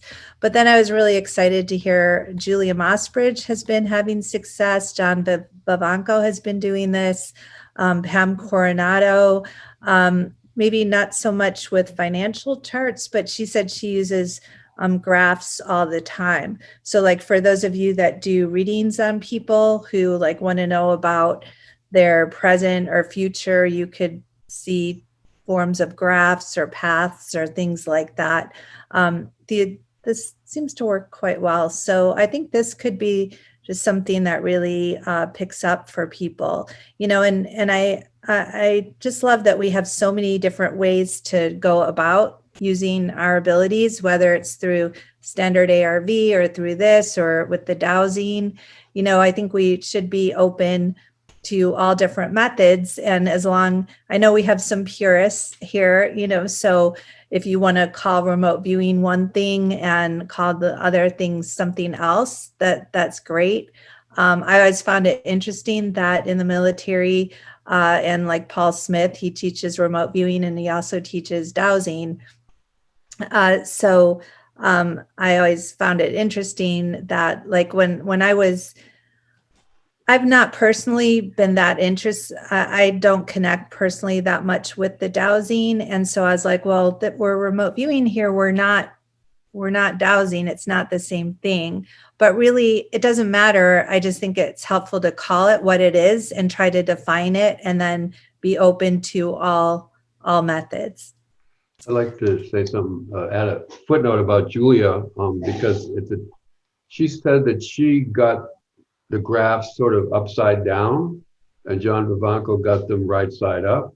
So it's possible if that continues that's another way to go, sort of like when you get numbers in ARV, you may get them upside down, some people do. But I also wanted to say something more generally about dowsing. Again, I don't think there are any scientific studies, or maybe there are, people correct me if there are, about the efficacy of dowsing. And people teach dowsing, but I wanted to give you just quickly a personal experience. So I was doing a murder case that was in Oakland, California, where I live. And so we had a team of viewers, Daz was one, and we wanted to get the location, so I'll keep this pretty short. I consulted with two dowsers. One was recommended, he recommended the best dowser on the West Coast. This man was in the Dowsing Society, and he recommended someone up in Seattle. So I hired that guy, and I also had a local dowser I went to and saw her method. I tried some myself. And so they tried to produce a location for where this murder took place in an area that was known to them as the Bay Area. They were both off by about 30 miles. Daz, on the other hand, through successive taskings and some other viewers too, got us within 250 feet of the murder site on a hillside. This was written up in the Aurora Remote Viewing Group, and Daz posted the link. It's online somewhere. So it was so difficult, though, to find the body that the police standing on the spot said that they would not have known that that was the spot until the killer showed them where to dig. They dug, and it was there. And Daz had drawn an exact picture of what that hole looked like. Furthermore, he got Snake Road, which is within 250 feet. But the lesson of the story was that it's very difficult, as we all know, to get locations because things are so, like if you're at sea or in the desert or even any place really. But also, I will never hire another dowser again unless I see some bona fides that they actually can do what they claim they can. And thank you, Daz, for those sessions. They were great. That's really cool. And did you say, was that written up somewhere? Yeah, it's like a 30-page paper that the Aurora Remote Viewing Group put out. Mm-hmm. And I don't have the link handy. I don't have the link handy, but it's online somewhere still. That would be cool to see. That's a new one for me. Great. Any other questions? Yes, go ahead. I think Daz has his hand up though, doesn't he?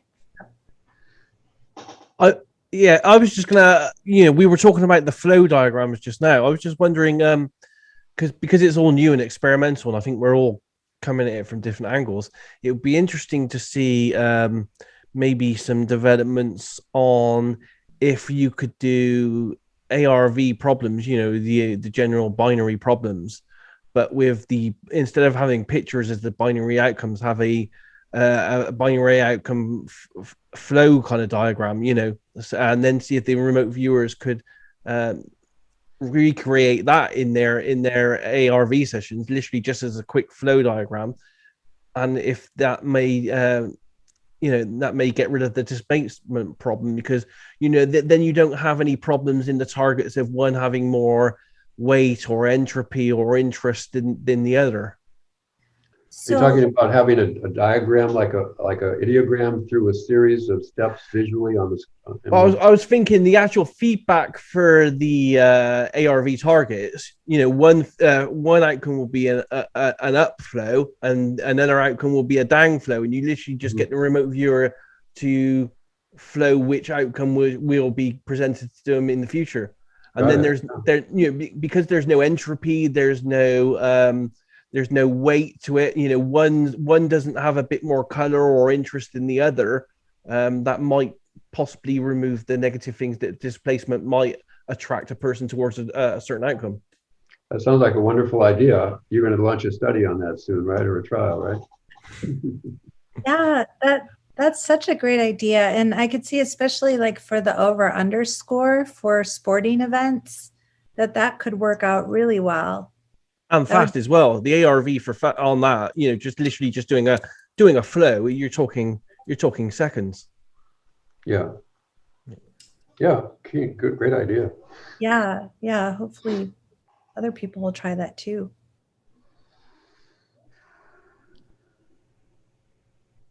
Any other comments? Just anyone want to share anything? Hi. I have a proxy question from Josh, who had to hop off, which was, does anybody have any practical suggestions or techniques which they use to avoid displacement to the other target when doing binary AIV?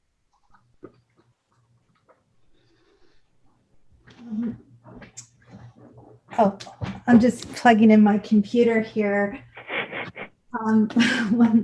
One moment. I do a couple things that I think are useful when I actually follow through and do them. And my favorite thing to do is I want to do everything possible to separate the feedback from the judging photos, whether as a self-judge or even if there's independent judges. So to emphasize the feedback, my favorite thing to do is to print. I know I'm going to print out my feedback, and then I'm going to make it larger. I'm going to tape it to my wall. And then during my session, I'll task myself to look at the picture on my wall. And that, especially if I'm getting my feedback through the computer, so I can emphasize, okay, well, the judging photos aren't on my wall. They're on the computer, but not there. So also maybe making the judging photos smaller, changing them up in some way from the actual feedback photo. And I think that can be useful both for the viewer and if you have an independent judge with them as well. Just anyone else want to offer any suggestions? I wanted to, just sort of taking that to a slight angle, but it's quite interesting. So it's on alphanumerics and using big targets, visibly big targets. Just to add this in, it's also in our book. At SRI, they did some experiments with trying to recognize words in alphanumerics. And one experiment, they did have rather large cards that they used. And I know one remote viewer used rather large numbers to try to get lottery wins, and he was successful with that. And Debra's mentioned that too, and she also did some alpha experiment. Maybe she'll mention that.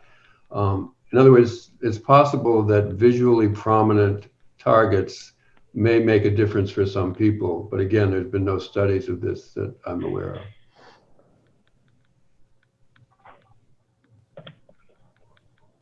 And yeah, I would just say for anyone that is really prone to displacement, which I think we kind of all are to some extent, but or maybe we all are to a lot of extent, but just to avoid self-judging, because that does seem for a lot of people to really be problematic. I mean, I wish I could say avoid self-judging and you won't have it, but I just think you'll have it less.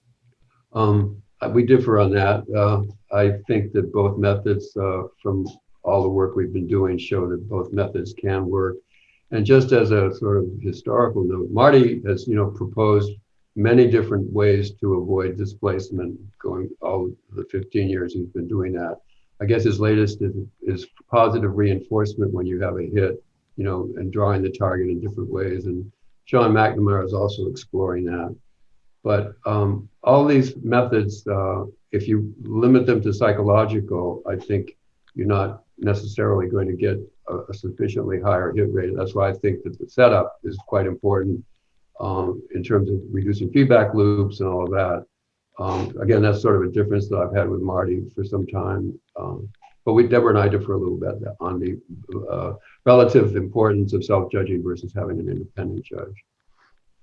Yeah, and it is hard because really there's so few studies that look at all these different variables, and then because there are so many variables, it's really hard to pinpoint them. Even if the study's designed to just look at a couple, you've always got these unknown factors. One unknown factor that comes to mind that hasn't been studied at all is the influence of wagering. And this is something too that, I'm finding this to be more and more a problem, that the less a remote viewer or project manager can talk about the project, the less we know. I mean, that's just sounds logical, but usually the thing that's not being talked about is how much is the person wagering? When are they wagering? Is the wagering always in alignment with the remote viewers session? Or what happens when you have multiple viewers in where their sessions are being pulled together? You would think logically, the more viewers who have the same thing, like a group of viewers are going to be stronger than individuals, but actually that's not really bearing out in the research. So sometimes you could have like a group of 6 viewers and half go for one, half of their sessions point to one option, half to the other. But the thing that people don't want to talk about is what they're doing with their wagering. And I understand in society, talking about finances is like the taboo topic. Like people are more usually willing to talk about their sex lives than they are about finances. And this is really true here in ARV. And so what impact does that have on the overall results? We've also looked at, we've looked at issuing a prediction. What impact does issuing a prediction have on the overall results? And is it possible that if we've done this with ARV and presidential elections. So again, we don't have anything definitive, but it does appear that, if a group says, oh, well, 20 out of, well, in this case, I think we had like 50 viewers, the majority when we were doing the election for Trump and Hillary Clinton, almost everything pointed that either Hillary or an independent candidate was going to win, and Trump was not. There was only one person, and it's interesting, I'm saying this now, John Vivanco participated. He had a stellar session, and it completely pointed that Trump was going to be the winner. He was about the only one in the whole group. And again, they didn't know this was for the presidential election. So that's another example where we didn't tell them what this was for. But all their sessions indicated that it was not going to be Trump. And as we all know, that was not the case. So I lost track of why I was talking about this in the first place, but about just going back to but we had issued, that was the thing. So what happened with that one was we issued the prediction that it was not going to be Trump. and then we changed our mind, like after we put it out on Facebook for a day or so, what the prediction was going to be in advance, a couple of weeks in advance of the elections. We realized that maybe we shouldn't have the prediction out there. So we took it down, and then it created the opportunity to have two groups: the people that had seen the Facebook post who were exposed to the prediction, and those who weren't. And from that, we basically, well, we can't say for sure, but it does seem that it's a possibility that those who were exposed to the prediction did get things wrong. So it's not definitive, but we're starting to think, like, if someone says this team is going to be the winning team, then it's a retrocausal reaction.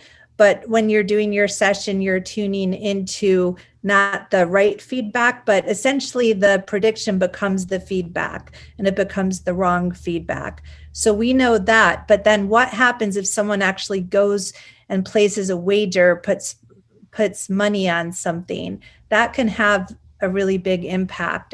But we don't know. No one talks about it. And part of my concern now too is some of you guys are just aware of different projects out there right now where viewers are being recruited and they're asked to sign non-disclosure agreements. And I think I'm concerned about that, because as we're trying to learn from each other right now and sharing information so we can improve in this area, there's kind of more and more viewers that are being brought onto projects where they're told, like, you can't talk about this, you can't talk about what you did. They're not being told what's happening with the money. There's just so not people aren't, it's not even just that they're not talking about it, but now they're signing agreements where if they talk about it, they're going to have to, risk being fined or a lawsuit against them, because some of these agreements are rather punitive. So that's not really going to help progress. It's just going to stop it, is my opinion on that. But anyone else? I wanted to address this question that Paul Cosby's raised, and I think we should do it verbally, because I'm not quite sure what you're getting at, Paul. When you have a single ARV question and always get the same result 20 straight times, does that negate the 70% limit? Could you say more what you're doing and what you're asking there? Yeah, John, I had a certain question that I've posed to myself, and the mechanism that I've been taught for ARV means that I can know what the question is and still come up with a blind result. And I've come up with a blind result that was absolutely the same. The answer was no, 30 straight times, which, that's 30 times over 100%. And so, that's statistically significant. It's certainly not 50-50, and it's not 70%. And I'm just wondering, is that valid? I mean, because everybody's very firm that 70% is as high as you're ever going to get. Was that a meaningful personal question that you've been exploring? The question was very definitive, very clear cut. I've had training in how to pose questions from project managers, so I know the question is not, it's a clear cut, unequivocal question. I just meant, was it important to you personally, the answer to that question?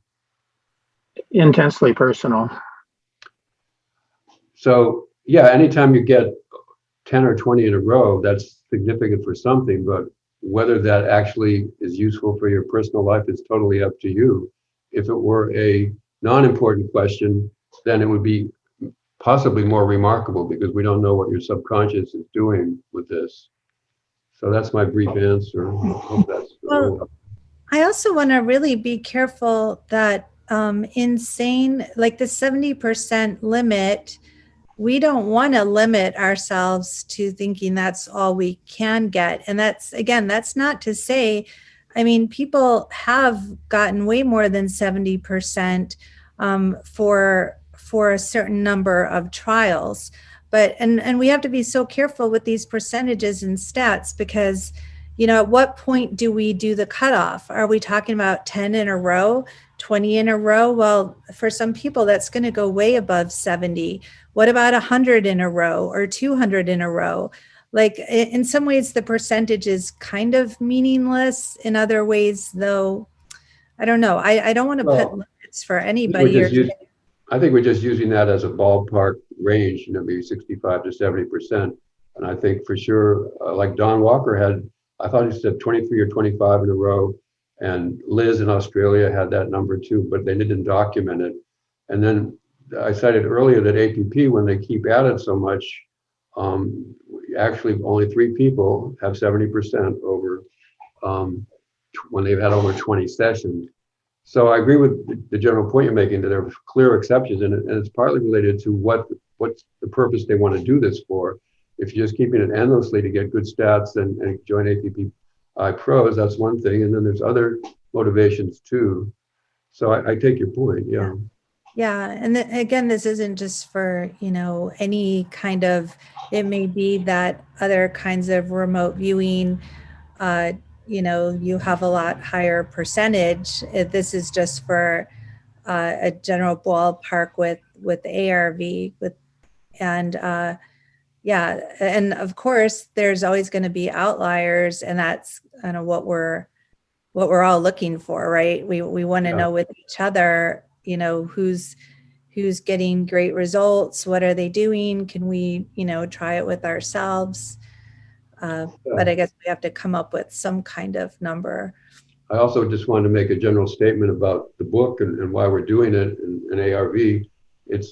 We focus on games, sports, the lottery, financials, partly because people are really interested in doing that, and both Marty and Russell Targ say, if you can show that you can make a lot of money doing this, it'll help promote the PSI in the country. Other people disagree with that, but you can also use ARV for just general questions not related to any of those. You could actually, like Daz just suggested, a way to sort of to draw through things, and you can use ARV for questions like, is this business going to succeed or not?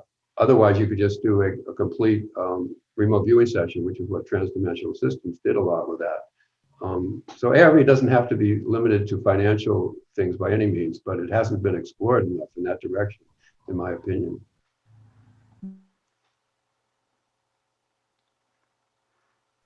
Guys, I'm aware that we're quite a bit over 2 hours here. Do you want to end soon? Is there any last questions? I know Kiara's had his hand up for a while. Should we make that the last question for you guys? Sure. Okay, I'll try and make it really easy. I'm into learning about PK, and of course I've read Dr. Joseph Gallenberger's book relative to lottery in Las Vegas and all that. And I just finished Ted Owen's thing by Jeffrey Mishlove, PK Man. And in the chapter 11, he writes out the audio that you heard once, Deborah. And of course, I saw the interview. You said you fell asleep, which is perfectly natural. There's many things that do that, have that same effect on me. Have you had a chance to see the chapter 11 in PK Man book to compare if the audio is faithful to that, or it's a version or a little bit? I know it's a loaded question. So in terms of the recordings that I had listened to, yeah. I have not. I think I might have the book in storage, but when I can, I will take a look and see. I don't know how close it was to what it said in that chapter. In listening to the recordings, and for those who aren't familiar, he was someone who supposedly Ted Owens could control the weather, and he did it with the help of supposedly different alien type of entities. And I do have some reason to believe that there is some truth to that. In the recordings that I listened to, it didn't seem like it was the kind of thing where you hear a technique and it's like, oh, I'll do this technique. Like it was, I mean, it was more kind of like leading people through hypnosis, but as opposed to, you know, where afterwards, even listening to it several times, I could like list out, here's the exact approaches that he used. It was more connecting to these entities. And I have reason to believe that I did connect with those entities and they started causing me some difficulties. So I stopped. And the reason I believe that is because I had a couple clairvoyants look at me and not tell them what I had been doing. And they described the exact entities that Ted Owens talked about. And they saw them around me and traced it to some problems I was having with some headaches and the way and feeling totally exhausted. And they did, one person did an energy healing and then I was totally fine, but I stopped. You know, it's probably kind of questionable to be allowing alien beings to be plugging into your into your head for any period of time. So especially when it's putting you unconscious and you don't know what's happening. So yeah, like I said, you know, you can know what's wise to do, but then sometimes you just have to go through it before you just got to learn that lesson directly, or at least some of us do. Excellent. Thanks for the chat, guys. I'm sure on behalf of everyone here, we want to thank you for a great talk this evening. It's been really informative. And like myself, I'm sure everyone's looking forward to getting a copy of the book as well. Thanks, Yeah. Deb. And feel free to reach out to us as well if you guys have any questions or anything we didn't answer, or just you wanted to ask privately. You can get in touch with us. Me through my website, DebraKatz.com is the easiest, or Debra Katz at Yahoo. And John, do you want? We could give our emails if you want. John Knowles 8@gmail.com. Okay. Thank you for hosting us. Thanks, and everybody. Thank you, everyone. Thank you, everyone, for your time and all the great questions tonight. It's been a fun evening. Thank you, guys. Okay, take care. Yeah, take care, everyone. Have a good weekend. Bye. All right. You too. Bye.